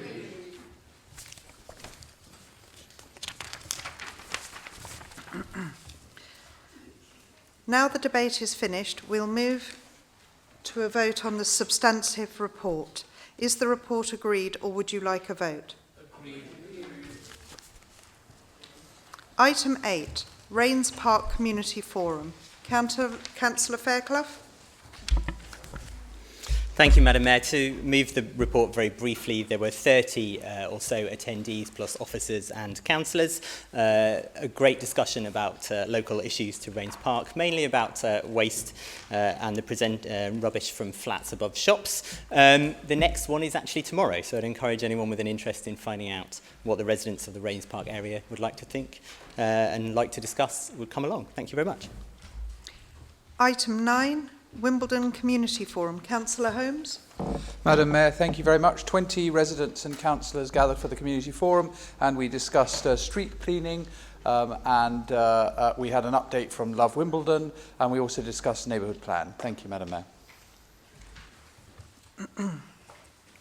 We now move to the Liberal Democrat motion.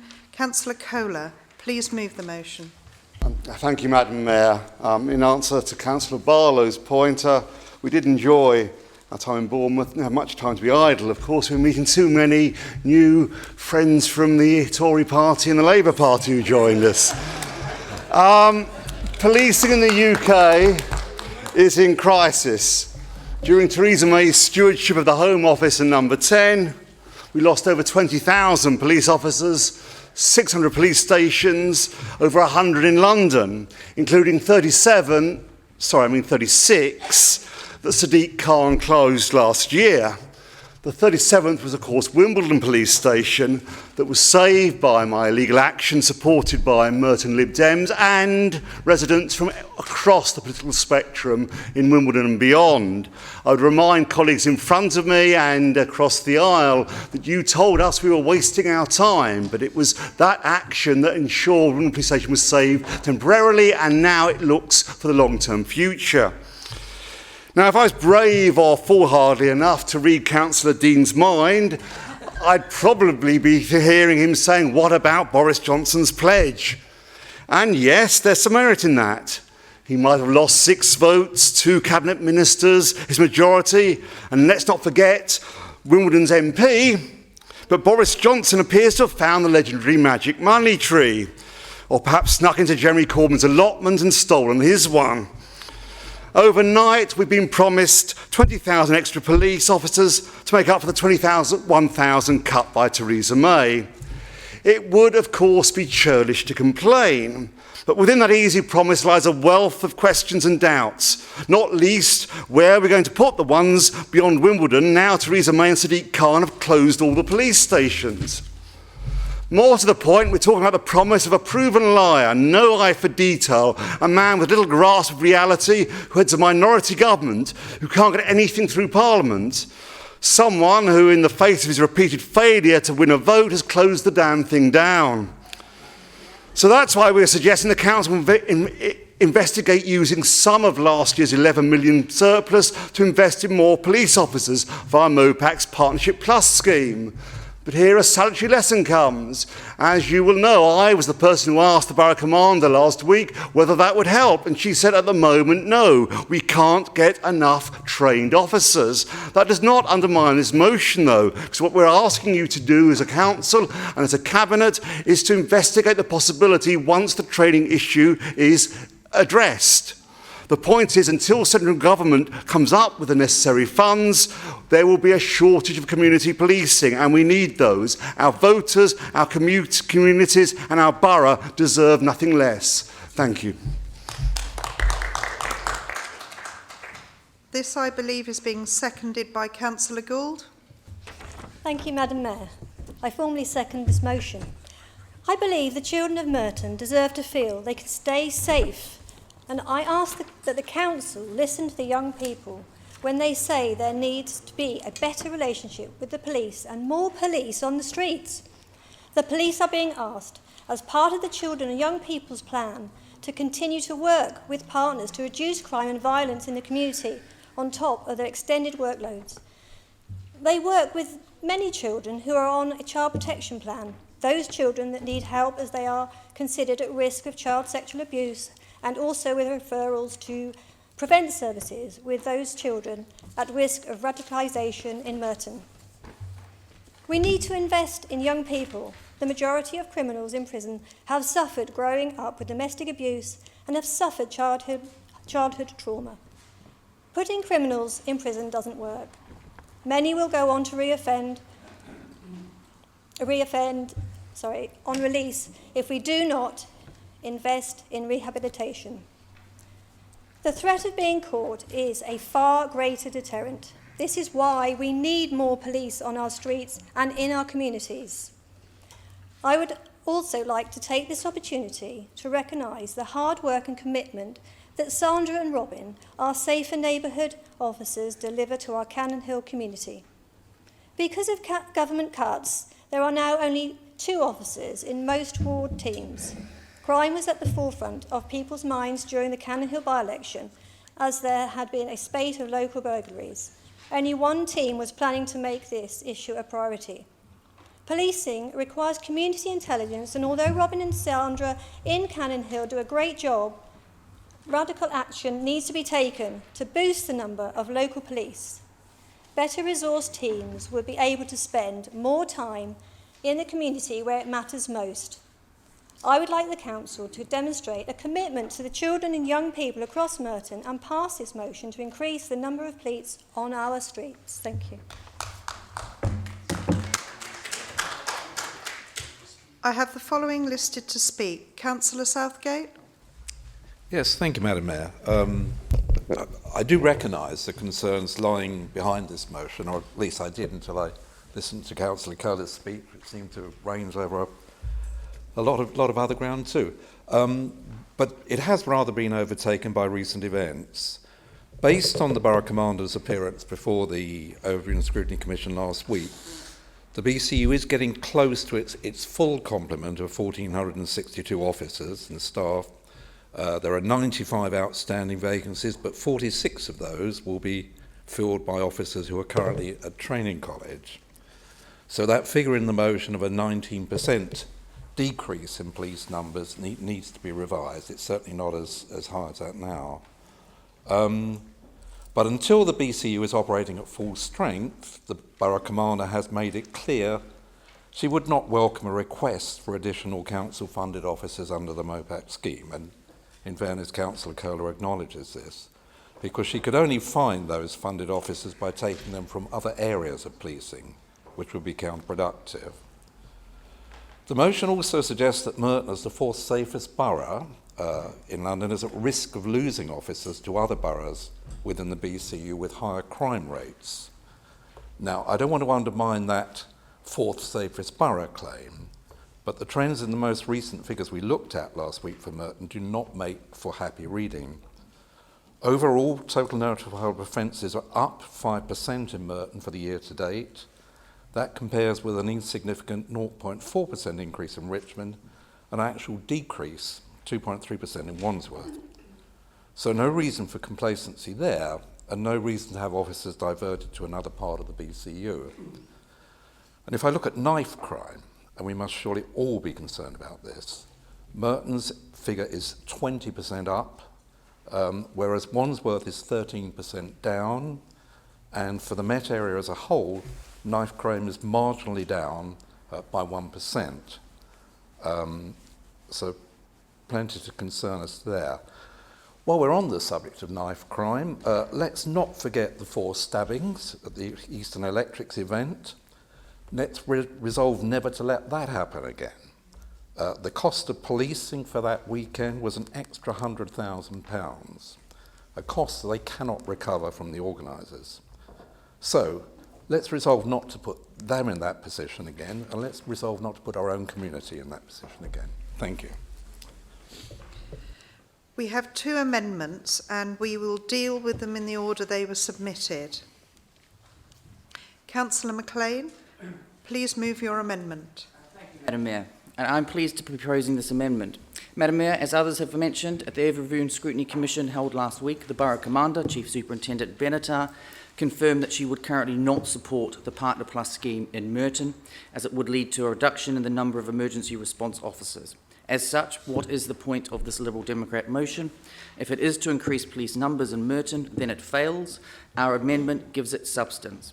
Madam Mayor, when Boris Johnson was Mayor of London, knife crime fell by 50%, in part because he put more police officers on the streets. That is why this Conservative government, are pledging to recruit 20,000 more police officers to keep knives off our streets and protect our communities. 20,000 new police officers that are in addition to current recruitment levels, as confirmed by the Borough Commander. A Conservative policy that has led to a re-evaluation of the Metropolitan Police estate management strategy, a real opportunity to save Wimbledon Police Station. A lifeline that does not rely on a correction in a consultation process, but a Conservative policy to save Wimbledon Police Station. Because the Labour Party won't. It is their London Mayor who instigated the closure, and it is this Labour-led administration that has done nothing to reverse the decision. The Liberal Democrats can't. They can argue over the validity of consultations, oh how they love process, but as they have found with the parking charge call-in, their actions come to nothing. Labour won't, Liberal Democrats can't, it is the Conservatives that can save Wimbledon Police Station. Madam Mayor, along with the increase in police numbers, we must also ensure that police have the right powers, in particular to stop knives and acids ending up on our streets. That is why the government has introduced the Offensive Weapons Act, which will give police extra powers to take dangerous weapons out of criminals' hands and deter those involved in knife crime. I welcome this act. The Conservative group welcomes this act, and I suspect the Labour group welcomes this act, but disgracefully not Councillor Kohler and the Liberal Democrat group. For Madam Mayor, at the Liberal Democrat conference yesterday, Councillor Kohler spoke to a motion which was passed in favour of reducing stop and search, ending mandatory sentencing for possessing a knife or acid, and ending most prison sentence for women. The mendacious heart of the Liberal Democrats exposed, along with Councillor Kohler's poor judgment. Just one knife seized in a stop and search could be one life saved. By backing plans to limit the police's ability to tackle crime, they are confirming they are soft on crime. Yet again, they talk from both sides of the same mouth. Madam Mayor, in City Hall we have a Labour Mayor who prioritises PR over policing to the detriment of Londoners.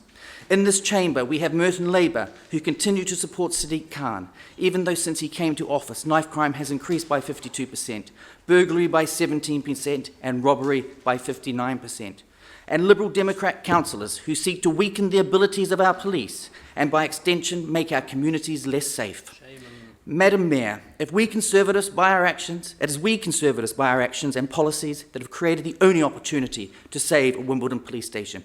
It is we Conservatives who will provide the police with new officers and enhanced powers to protect our communities.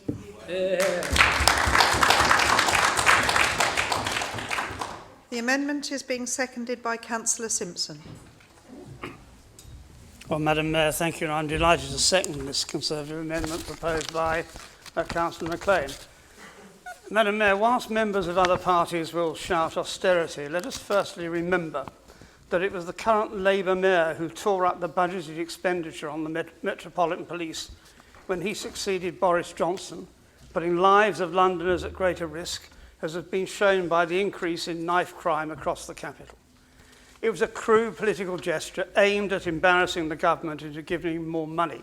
It failed, so we have less police, a loss of senior officers with experience, and a mayor who continues to pay lip service rather than putting his money where his mouth is, preferring instead to increase the staff of City Hall than putting bobbies on the beat. And so to this Liberal Democrat motion proposed by Councillor Kohler, well, the fresh air he's had, the embracing air of Bournemouth, seems to have quite upset his equilibrium, I would suggest. Where he extraordinarily spoke in support of reducing stop and search, a major plank of the Metropolitan Police Commissioner's policy, and ending mandatory sentences for possessing knives or acid. I mean, you've got to start to ask which planet this council is really on. So after the Fib Dems continue to show that they are past masters of mixing fact with fiction, such as the campaign to save Wimbledon Police Station bandwagon that they climbed onto when the hard graft of petitioning the Mayor of London had already been done by Stephen Hammond and the local Conservatives, who presented a petition of over 5,000 signatures to City Hall, and they Lib Dems trying to pretend that they were the only group who could save Wimbledon Police Station. Moving on, let us look at the new investment policy in police numbers by the government. 20,000 more police nationwide, and that will bring up to 6,000 more officers to the Met. Only this afternoon, Madam Mayor, the Baku commander's words to the Safer Neighbourhood board were, "I haven't felt so confident in the future for a long time." Just listen to those words again. "I haven't felt so confident in the future for a long time." Police numbers are back to over 30,000. We are recruiting 400 officers a month, and this has nothing to do with the 20,000 new officers promised by the government, of which it is hoped 6,000 will come to the Met. This will be the best opportunity to save Wimbledon Police Station, with an increase in officers and support staff needing to be housed. It was also made clear at the recent overview and scrutiny meeting that the Partnership Plus scheme, as already been said by Councillor McLean, if implemented in Merton, would at least lead to a reduction in our local emergency response team. Madam Mayor, this is an ill-thought-out motion that can only make sense by Council supporting our very reasonable and constructive amendments.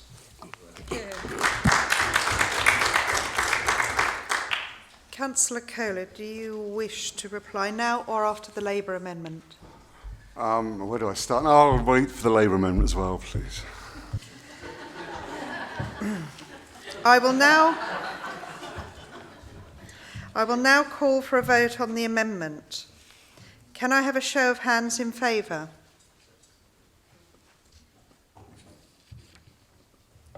Thank you. Thanks. And against?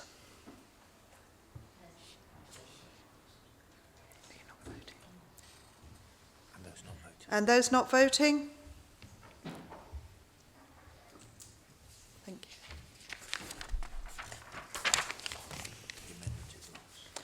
The amendment is lost.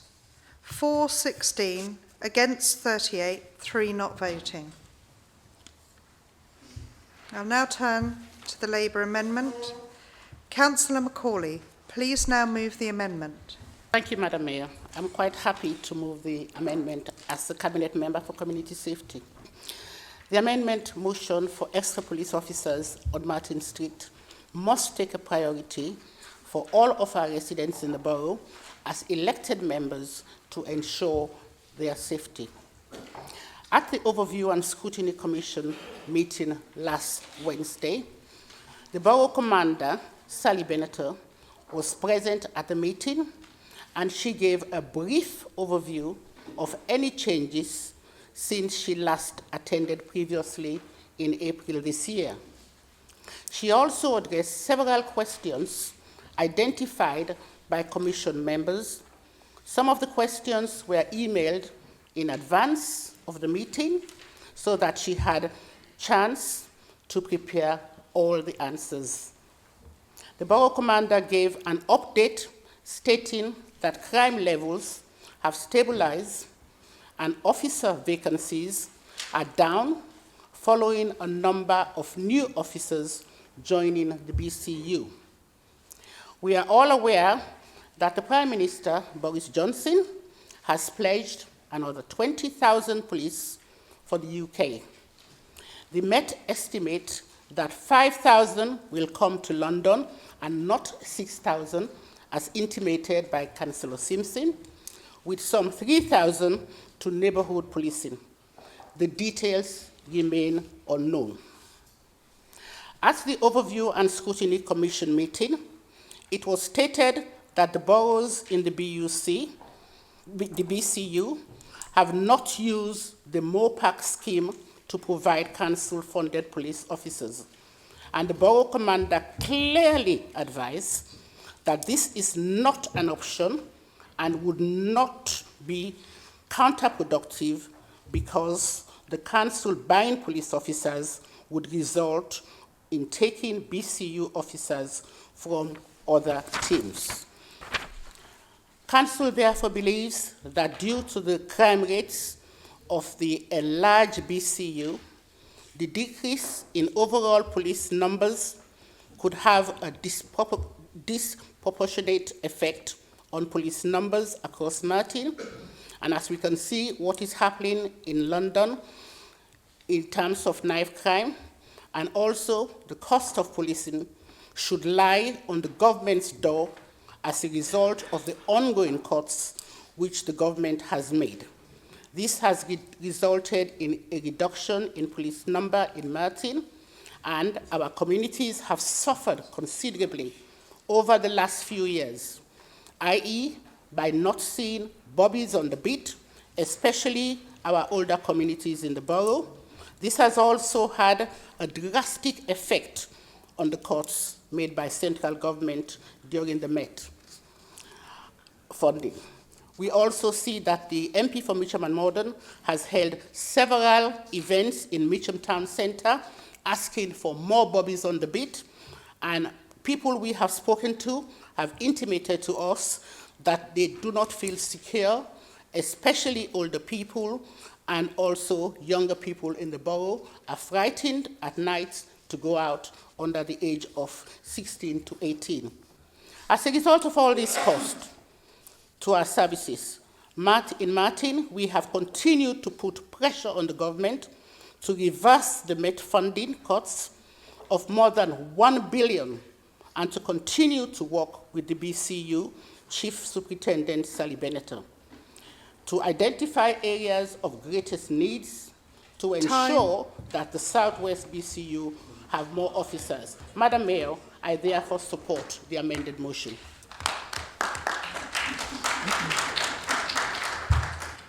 Can I make a point of clarification, please? It was actually the 6,000 police officers was an answer in written questions in the OSC, so it actually appears in the OSC papers. Cabinet members should know that. Thank you. Noted.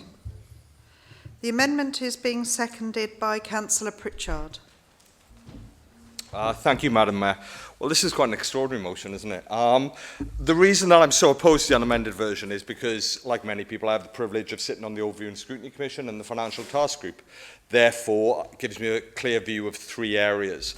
The evidence given by the Borough Commander, the delivery of our Safe Merton strategy, and the strain upon our medium-term financial strategy.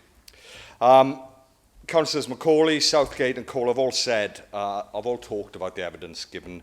The Chief Superintendent was utterly unambiguous in a recommendation that we didn't use the MOPAC, right? But it doesn't mention this in the motion, and you've been left to add a caveat in your speech after the fact. If you're prepared to wait until they're fully trained, wait till then, until you put the motion forward. It's quite simple, right? The second point is that in the same meeting, Neil Thurlow, our head of community safety, was asked about the causes of crime. He responded that it was a complex issue that had multiple causes and could not be separated from wider community social policy issues. This was a view supported by a parliamentary report earlier this year that specifies that rising crime could be linked to budget cuts that have decimated youth services, with research by the actual Home Office itself warning of a lost generation of children being created by austerity. There, I've used the word. What is clear from all of this is that the answer to crime doesn't come from stripping away further key social services in order to pay for police. It is the national government's responsibility to fund police. This is an evidence-based view that I'd expect the Liberal Democrats to share, not to ignore. Finally, everyone here knows and understands the current and projected strain on our finances. We all know its causes. It's been spoken of tonight, even by the Tories. So while the Liberal Democrats have opted for, to use your words, a magic money tree motion, it is beyond me why they should expect us to cut services so critical to pay for it. Unless, of course, Madam Mayor, that they know this motion was going to fail and that the motion's sole purpose is to play a yellow-blue conflict in Wimbledon with a general election coming up. So they can seem both strong on policing, but yet conveniently liberal when appropriate. If that is the case, that's just not good enough reason for any motion, let alone a council policy. And it is for that reasons I second this amendment.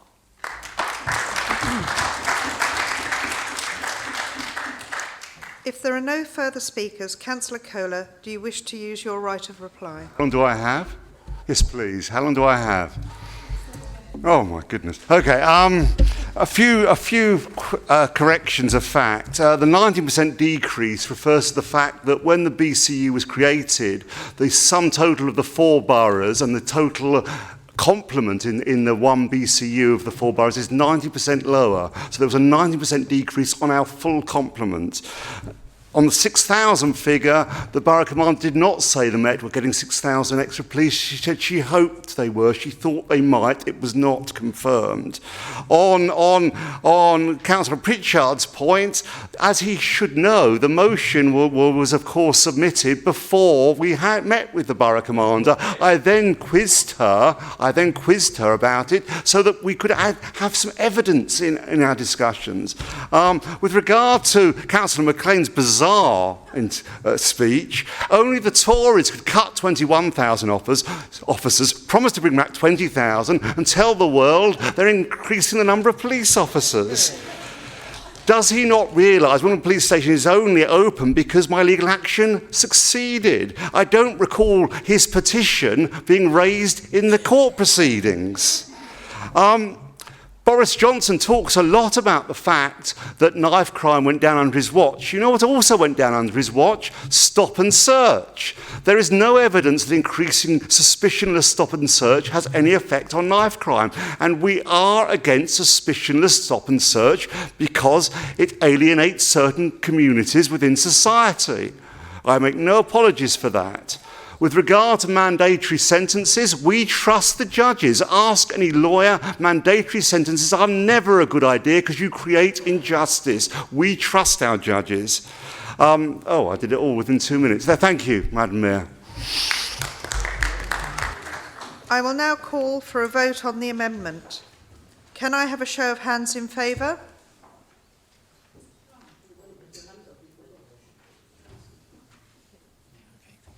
Thank you. And against?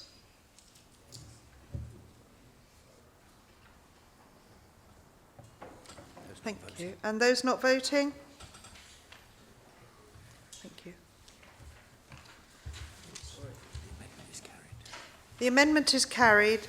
31 for, 23 against and 3 not voting. I will now call for a vote on the substantive motion as amended. Agreed. Can I have a show of hands in favour? Thank you. And against? Thanks. And not voting? The motion is carried.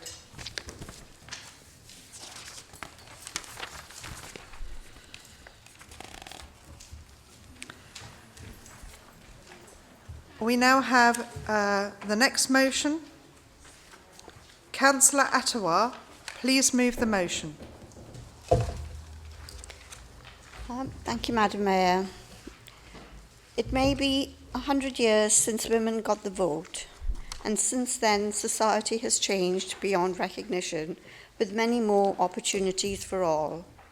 And yes, many may feel that many of the equalities issues have been addressed, and that there isn't much to do. But sadly, as I take on this new role, I realise that although much of this work is already being done by this council and ahead of many councils in this country, there is still so much more that needs to be done. While this is a most forward piece of work to be undertaken by this Labour group, we in this Labour administration want to ensure councillors' conditions are expanded upon and brought in line with council employees. This piece of work, drafted by the LGA Labour Group's Women's Task Force, gives all councillors an entitlement to parental leave after giving birth or adopting. It also gives the full range of rights in the policy reflected in the Constitution when the Members' Allowances Scheme is renewed in February 2020. This is an exciting opportunity to look not only at redressing the gender balance on the Council, but also at the terms and conditions for current and future councillors. It is important to do all we can to get more people involved and engaged in the democratic process. This motion, I feel, does just that. It will not only encourage more people from different backgrounds to become engaged with the political process, but also get involved and onto the council. This is why I am working with Democracy Services to put a paper together looking at improving the terms and conditions for councillors and the training opportunities for members, with a specific focus on issues such as unconscious bias. Everyone is capable of discriminatory behaviour, and it must be addressed. This paper will then go to the Standards Committee, and cross-party backbenchers will have the opportunity to scrutinise it and feed into the paper. This is why we are happy to accept the Lib Dem amendment to review how councillors are more representative of our residents.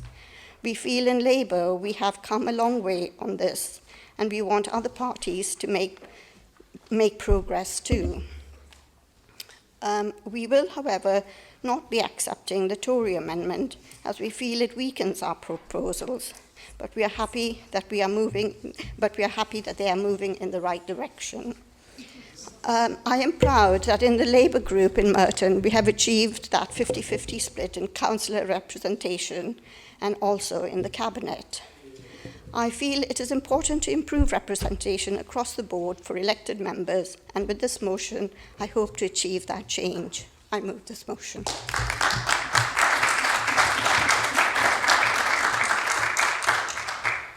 This, I believe, is being seconded by Councillor Mundy.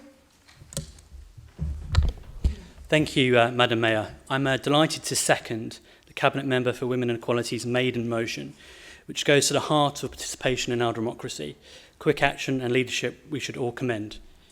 Everyone across this chamber tonight should support this motion as amended by the Liberal Democrats. Starting or extending a family should not be a barrier to being elected to this great chamber. Residents across this borough will be stunned to hear that particularly women councillors are not explicitly entitled to maternity leave or support after having a baby. Madam Mayor, if we want our discussions on issues from parking to vulnerable children to be representative of our community, we need more women to be elected, particularly in the west of the borough. This motion will explicitly remove a barrier to that goal. Benefits of this motion will also extend to partners. It seems a lifetime away now, but I was the first councillor in this council term to take paternity leave under the unofficial policy in May 2018. Not 2 weeks after my election, my son Sam was born. Instead of dealing with the challenges of first baths, nappy changes and feeding, Sam was instead in the high dependency ward of St George's Hospital, fighting a battle against sepsis. The treatment he received was amazing, and the story has a happy ending. There was no way in hell I was going to leave his bedside or my wife to attend the council meeting that month. With support from officers, Labour group staff, fellow councillors, I took 2 weeks paternity leave and noted my first and only absence to a full council meeting. But I was there for my family. I took 2 weeks leave. How could a leader of a council, a cabinet member, or a committee chair, or a backbench councillor take 3, 6, or even 12 months? This motion agrees a formal cross-party approach to support future councillors wanting to start or extend their family. I hope you will all support it and show the leadership as other councils across the country adopt formal policies too. Thank you very much.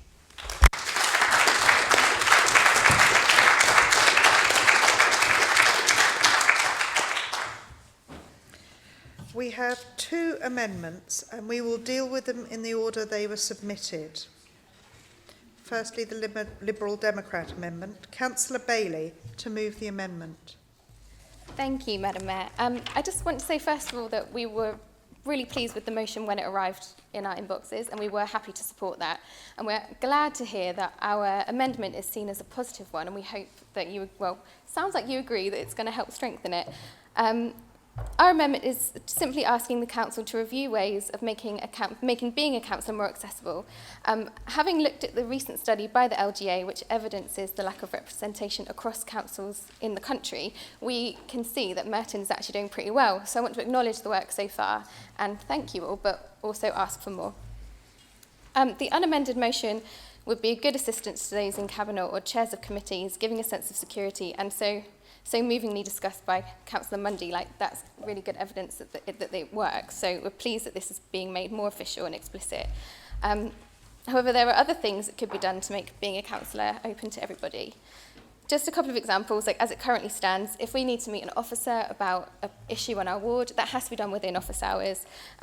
You've heard a lot about planning representations tonight, but that's another thing. We used to be able to view them on our phone, on the website. Now we have to give notice and come in and see them. So if you have responsibilities, if you're caring for someone, if you have an elderly relative, or if you have a job full time, this is really difficult. And it's one of the things that people ask me about when they say, I tell them I'm a counsellor, they're like, oh my God, how do you do it? Do you ever see your friends? When was the last time you saw your family? Can you help me with my bins? Those are the questions I get.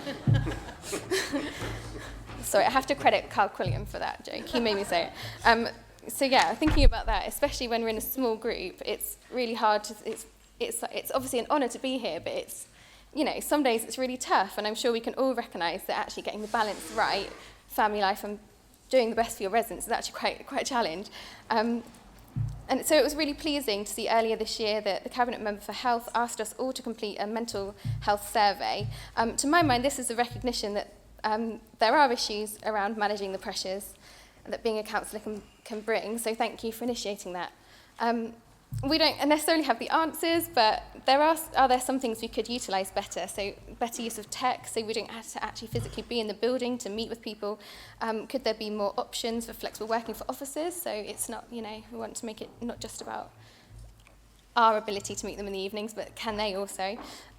Giving they're building better accessibility for those with disabilities. So things like childcare in the Civic Centre, better clerical support for groups. These things we feel like they could help. So what we are seeking is for the council to build on the work which has already started and look for ways to help ensure that every voice in the borough is heard.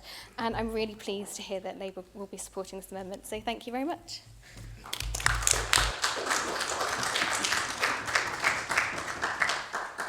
The amendment is being seconded by Councillor Quilliam.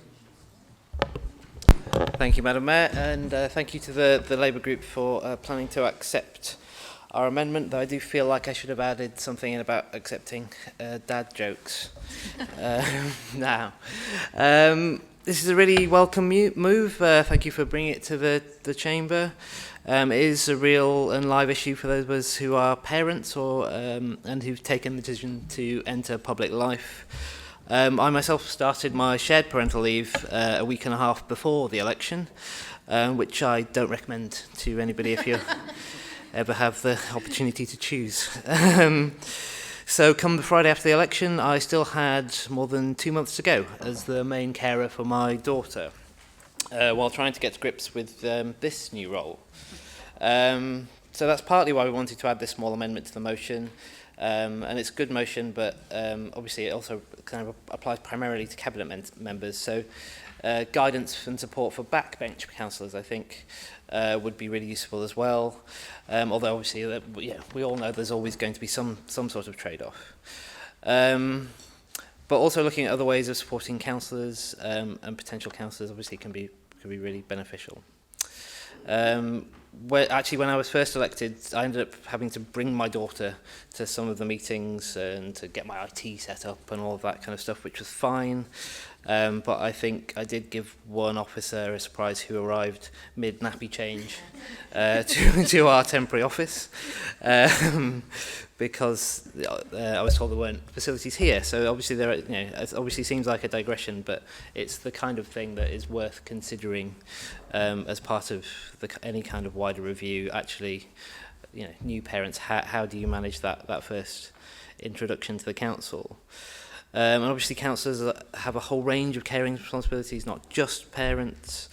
So I hope this motion offers a good opportunity for us to start to think more broadly about what we can do to support that. We'll be supporting the motion, and thank you again for supporting our amendment. I have the following listed to speak. Councillor McGrath. Madam Mayor, first of all, let me thank the Labour group and hopefully our colleagues in the Conservatives as well for supporting the motion. I know they have their own amendment.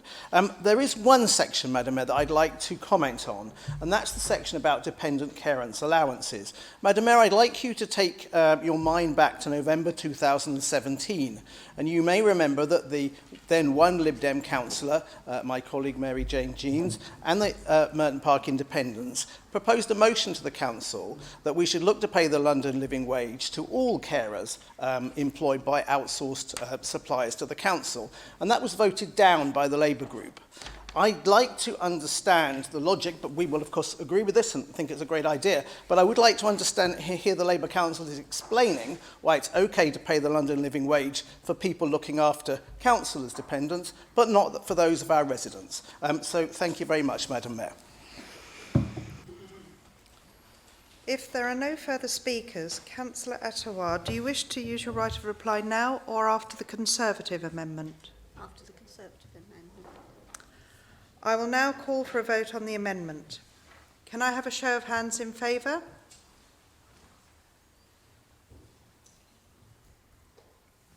Thank you. And against?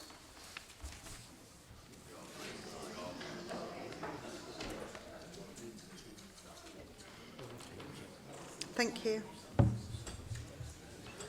Not voting? No. No voting? Not voting? No.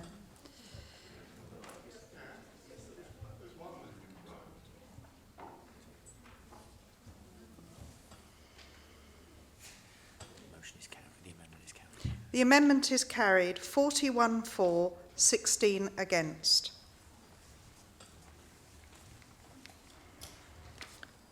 We now move to the Conservative amendment. Councillor Ormrod, please move your amendment.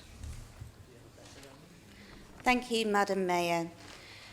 As we can see from the seats taken in this room today, I'd like to believe that all parties representing Merton love how diverse we all are, and I feel that it's something that everybody in this chamber does duly champion. Could we be better? I'd argue yes, but that usually isn't down to decisions made by individuals in this chamber, but by individuals wanting to be involved in politics either at a local or a national level. There are many reasons why people do or don't want to get involved in politics, and whilst we are all in this position as elected representatives for local people, it is our job to do what we can to make it easier for people to step forward. If parental leave policies is a barrier to entry, then yes, we do need to address this and undertake a comprehensive review of all the measures to ensure that Merton residents do feel able to stand, regardless of background, age, disability, race, gender, work or caring responsibilities. I fully agree. But let's do that together. And from reading from the Labour motion, I couldn't quite determine from any of that material what the financial impact would be on the council, what the projected difference will be in terms of promoting working as a councillor in Merton would be. In other words, what is the projected difference it would actually make? A plan for what could change could be debated within a task group or otherwise with a plan drawn up by councillors.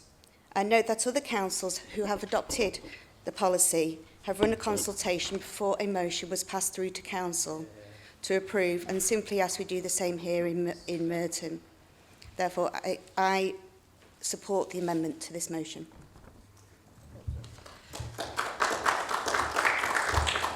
The amendment is being seconded by Councillor Moulton. Thank you, Madam Mayor.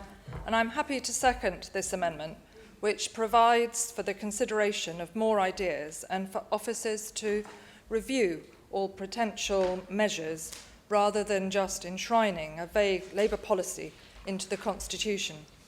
We can note that we should all, as councillors, be entitled to parental leave, and all carers of children, or indeed adults, can claim in order to carry out their councillor duties whilst looking after others. Madam Mayor, as a working mother myself, and yourself, and as councillor for 17 years, I've also fully supported promoting being a councillor to residents from all walks of life and their support, so that any Merton resident can do so. Madam Mayor, I urge all here tonight to support this amendment and provide further opportunity to bring forward a good policy for this council. Thank you.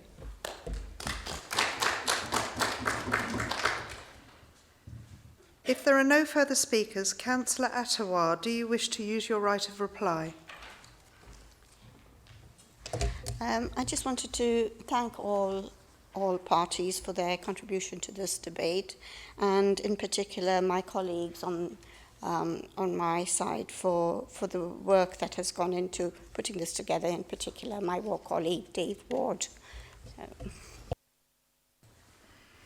I will now call for a vote on the amendment. Can I have a show of hands in favour?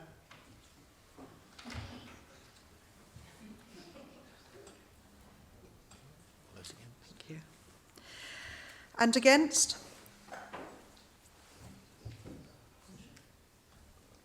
Thank you. And those not voting?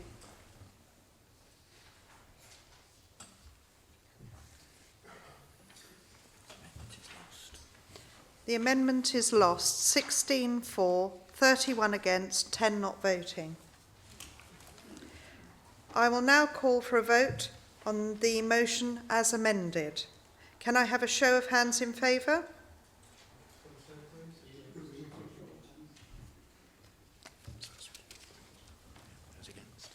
And those against? And those not voting? Carried.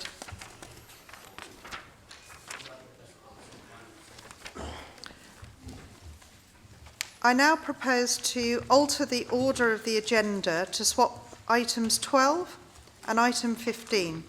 The order will be as follows: item 15, then item 13, 14, item 12, and then the rest of the items in order.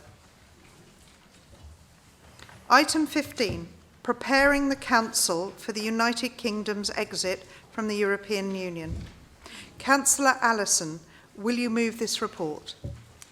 Thank you, Madam Mayor, and apologies. I'm delighted that tonight, here in a 1960s building on the edge of the suburbs, we're able to do something that is not currently permitted in the mother of all parliaments.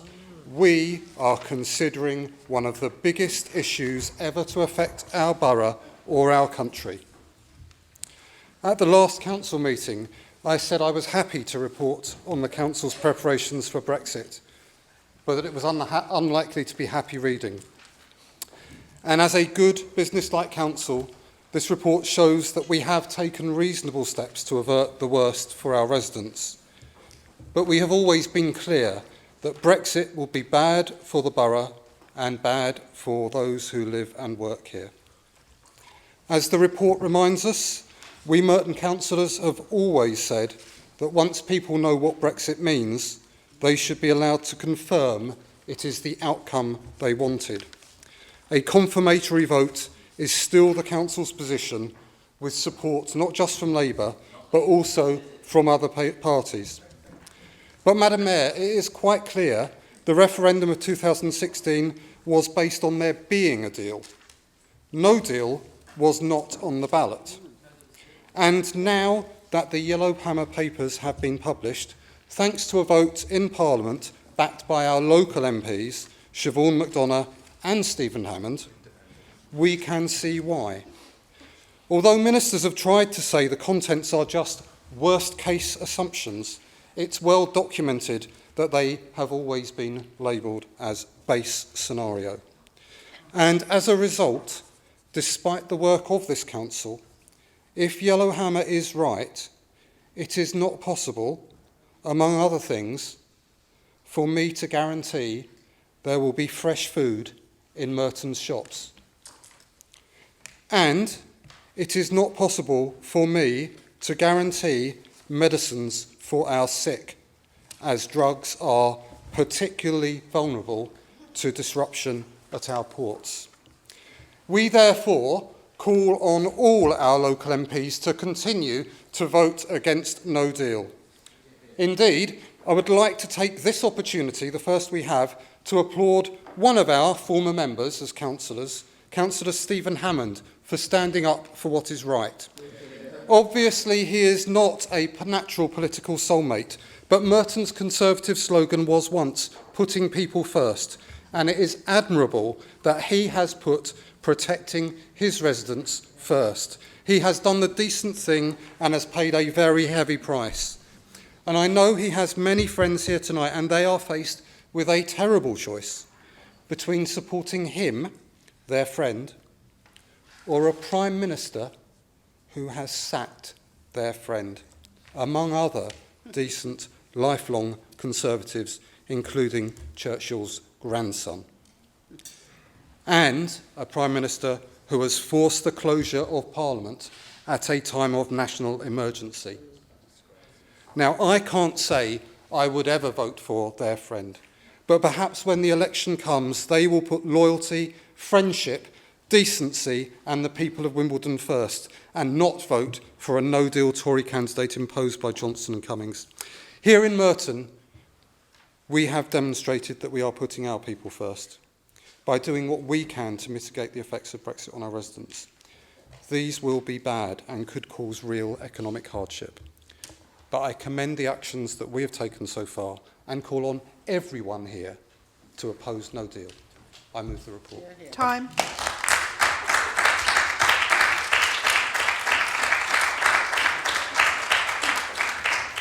This, I believe, is being seconded by Councillor Alan Brittis. Madam Mayor, for the record, I'll not be taking long. Madam Mayor, if you're asking me, do I have any regrets about creating a cabinet role around Brexit? No. Am I sorry about establishing a Brexit task group to look at the implications of Brexit? No. Do I feel I have some responsibility to our 24,000 EU citizens? Yes. They are our residents, our neighbours, our friends, our partners, our colleagues and our future. I accept all of the above, and councillors voting tonight and people watching from the gallery will have to decide if we are on the right track. I cannot put it more bluntly than this, that the attempt by this council to ensure all its EU nationals feel welcome and supported in this borough will, Madam Mayor, succeed. Madam Mayor, for the record, I second this report. Thank you.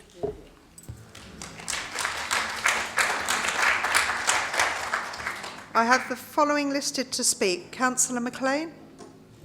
Thank you, Madam Mayor. May I begin by thanking the officers for preparing this report and for their leadership, ensuring the appropriate preparations are undertaken as the United Kingdom leaves the European Union. With all areas mentioned in this, while all areas mentioned in the report are important and indeed need to be reviewed regularly, it is also right that there is a particular emphasis on adult social care sector and the settlement status of our EU friends who live and work in the borough. Madam Mayor, we welcome the report and the detailed preparations that both Merton Council and the Conservative Government are undertaking. Thank you.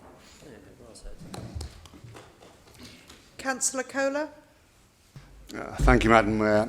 I'd like to welcome this report and thank the officers for the hard work they're doing on this particularly difficult issue. History will, of course, be damning of the two great parties of the 20th century UK politics and the mess that they've got us into. The Conservative Party chose a referendum to deal with divisions on their side within them and, of course, just made those divisions worse. The Labour Party, as many of my friends on the Labour benches know, are paralysed by those divisions between them. The country is now facing a cliff-edge Brexit offered by Boris Johnson, or a weird offer from Jeremy Corbyn, the Schrodinger's cat version of Brexit, whereby he will negotiate a new deal and then tell you he's both in favour of it and against it, or neither, or any one of the above. Our local MPs, I want to also give credit to them both. Both of them, it has to be said, did vote to trigger Article 50, but both have, to an extent, recanted. Siobhan McDonough has now said she was wrong and, of course, has supported a people's vote, to her great credit. Stephen Hammond, more latterly, has, of course, made a supreme sacrifice in in voting against a no deal, and he deserves credit for that, although let us remember he still wants us to leave on a deal. He's still supporting leave. He's not supporting remain. I'd like to make two just brief amendments, if I can, or two questions about the report. Firstly, with regard to the settled status of EU nationals, I understand from officers it is possible for the council to give council tax data going back to whenever council tax was paid by a resident that would clearly be helpful to EU nationals. I know the norm is just to give them confirmation of their current status, but I'd like officers to think about whether they could confirm all their payments from when they started paying, because that will clearly help in getting settled status. And lastly, on the alternative options element, and I'd like to thank Councillor Moulton for this suggestion, of course, on Channel 4 recently. If Parliament fails to get a people's vote, there is, of course, an alternative option. One can, of course, as Councillor Moulton is considering, it seems, one can vote Lib Dem and revoke Article 50 in any forthcoming election. Thank you, Madam Mayor. If there are no further speakers, Councillor Allison, do you wish to use your right of reply? I can say a couple of things. I mean, I couldn't possibly comment on which way people should vote in a general election, but obviously Councillor Kohler would have his preference for very obvious personal reasons. I understand why they've changed their mind, but I don't think it's the right thing to have done recently, for what it's worth. But the more substantive thing that he mentioned was about the issue of council tax and settled status.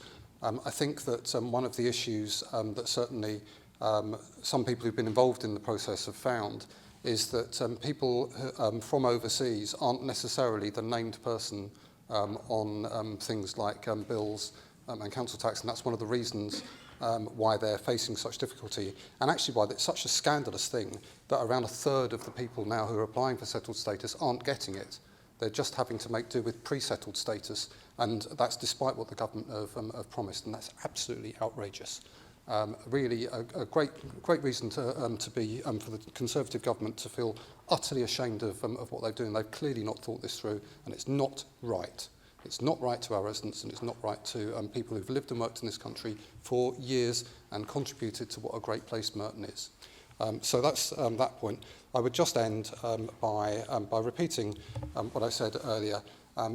No deal is going to be absolutely devastating for not just people from overseas, but for many people in this country. And we all, whatever our political allegiances, will have to wrestle with our consciences. The government right now, the Prime Minister right now, is doing terrible, roguish, nasty things, along with his accomplice Cummings, and I think that there are people in this room who will have to consider their opinion, their position as a result of it, and I hope they do. We should oppose no deal as a council. Yeah.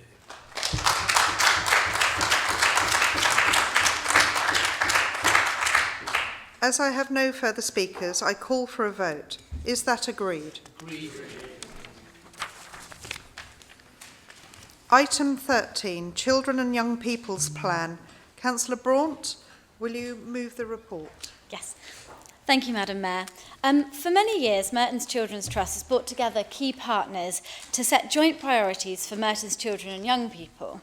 But when creating our plan for 2019 to 23, we took a different approach.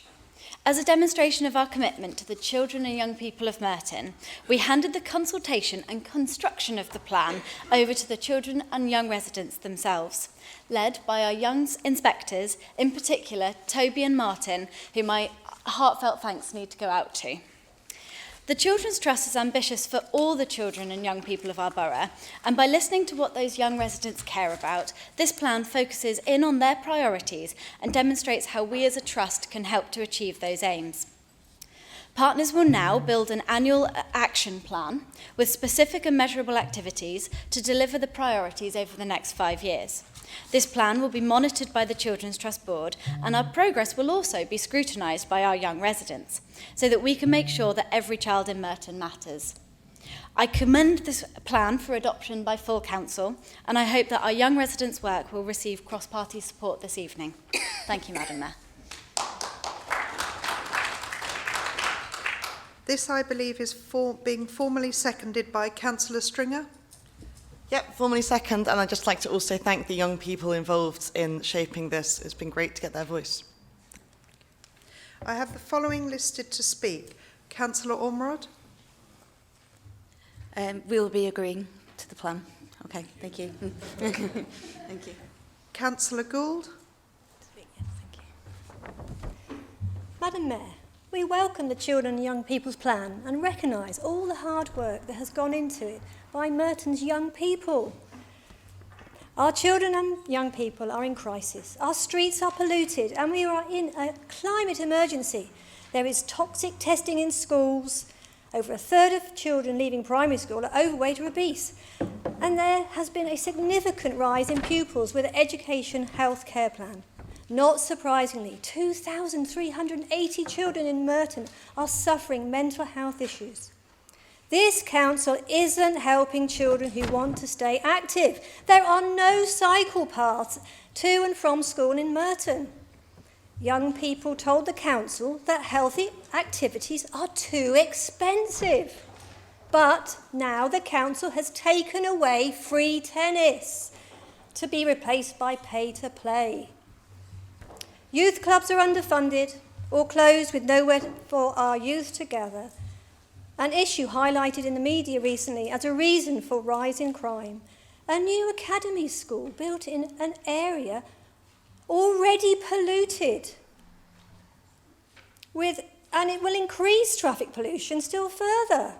Our town centres are not family-friendly places. Morden is a clear example of this. Children need an environment that is aspirational for equality so they can form a strong identity of who they are and who they can become, helping them avoid exploitation online and in relationships. A 5-year plan without a legal framework is not good enough. We need to take action now with ambition, expectations and accountability that can be assessed this year for progress. This CYPP should be at the heart of the local plan, ensuring that the council achieves the best environments for our children and young people. It's time for council change culture and start listening to children and young people. Thank you very much.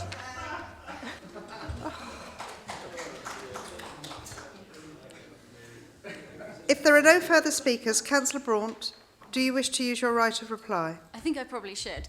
I just want to say that I appreciate the sentiments put forward by Councillor Gould, and I would stress that there is a framework in which this plan is going to be delivered, and that I'm sure that her ideas and her contribution will be welcome in pulling together the action plan.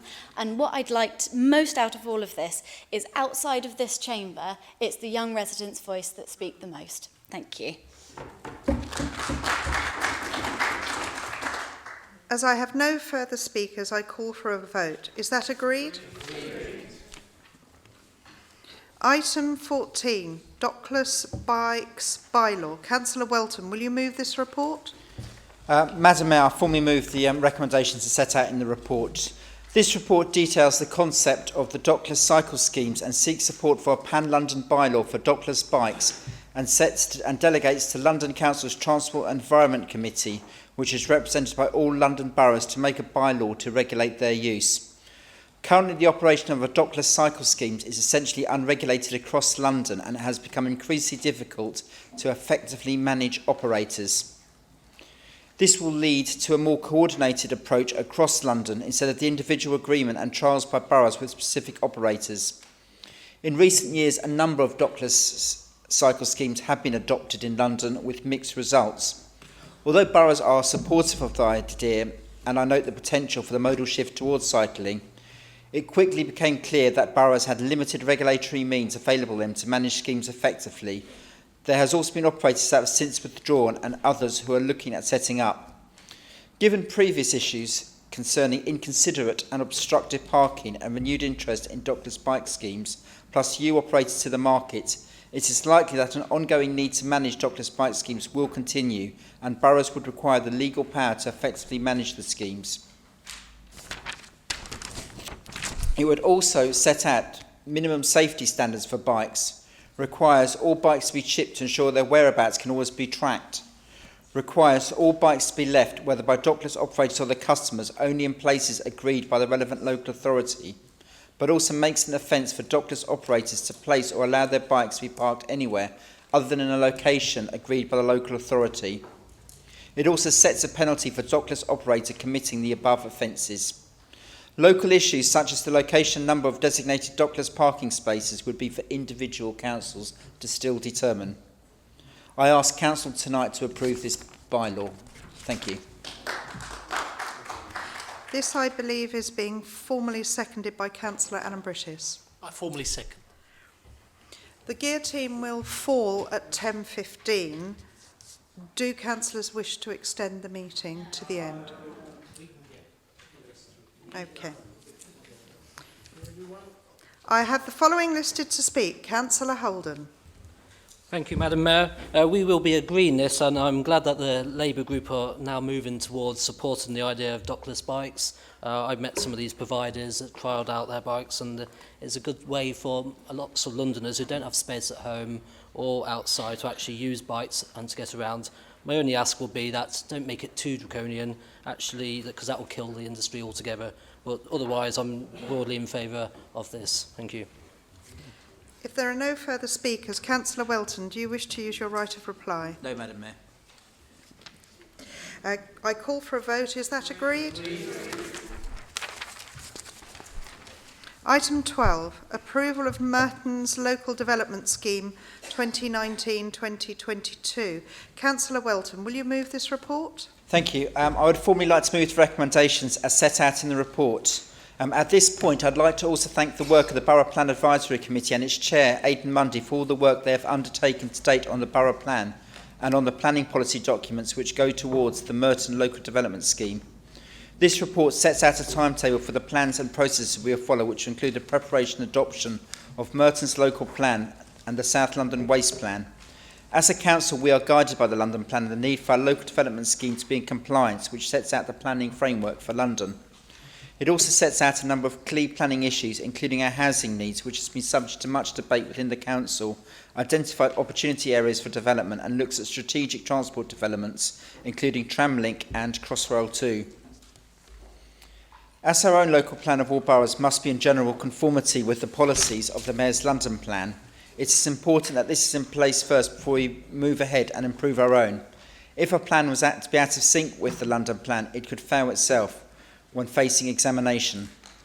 For outer London boroughs, including Merton, given the increase as share of London housing need and the associated infrastructure considerations that will be expected to live in the new London Plan, Merton Council's response to the draft London Plan supported many aspects of the Mayor's Plan, but we have raised concerns about the deliverability of a new housing target for Merton of 1,400, which is the highest percentage increase in London. It would be extremely high risk to try and finalise Merton's local plan until the Mayor's London Plan is completed and published, and Merton can develop the evidence, including further consultation on housing and associated infrastructure relevant to its local plan. Revising the local plan would also better support Morden regen. Since the 2019 consultation on specific sites in Morden closed, Merton Council has been working closely with TfL and the GLA to deliver Merton regeneration. A development partner will be appointed in 2020 and will therefore be in place at the time of the local plan's proposed submission to the Secretary of State in 2021. I ask Council to support the recommendations. Thank you. I believe this is being seconded by Councillor Mundy. Thank you, Madam Mayor. I formally second and wish to place on record my thanks for the cross-party committee's work and that of officers on this report. Thank you. I have the following listed to speak. Councillor Latif. Thank you, Madam Mayor. I've been involved in the various stages of the borough development, the local development scheme through the Borough Development Planning Application Committee, and I agree with a lot of the statements made by Councillor Welton, so we will be approving the approval of this. Thank you. Councillor Quillian. Thank you, Madam Mayor. I'll waive my right to speak. If there are no further speakers, Councillor Welton, do you wish to use your right of reply? No, Madam Mayor. As I have no further speakers, can I call for a vote? Is that agreed? Item 16, appointment of monitoring officer. Councillor Allison, will you formally move this report? Yeah, I'd like to formally move it, Madam Mayor. And this, I believe, is being formally seconded by Councillor Alan Brittis. I formally second. I have the following listed to speak. Councillor McLean. We'll be agreeing this, ma'am. Is it agreed? Agreed. Item 17, changes to membership of committees and related matters. Councillor Alan Brittis, will you formally move this report? I formally move. I believe this is formally seconded by Councillor Allison. I have the following listed to speak. Councillor Simpson. Nothing to add, Madam Mayor. Thank you.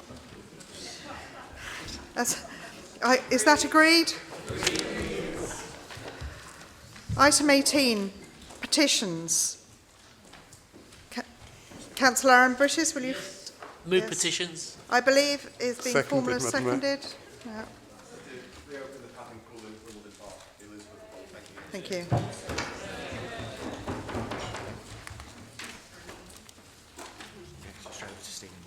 Yep, agreed. Agreed.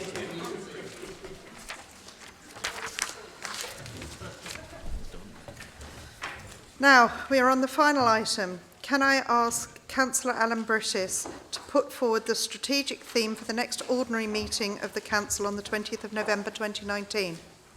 Thank you, Madam Mayor. That'll be children and young people with an emphasis on our great schools. With no further business, I declare this meeting of the Council closed.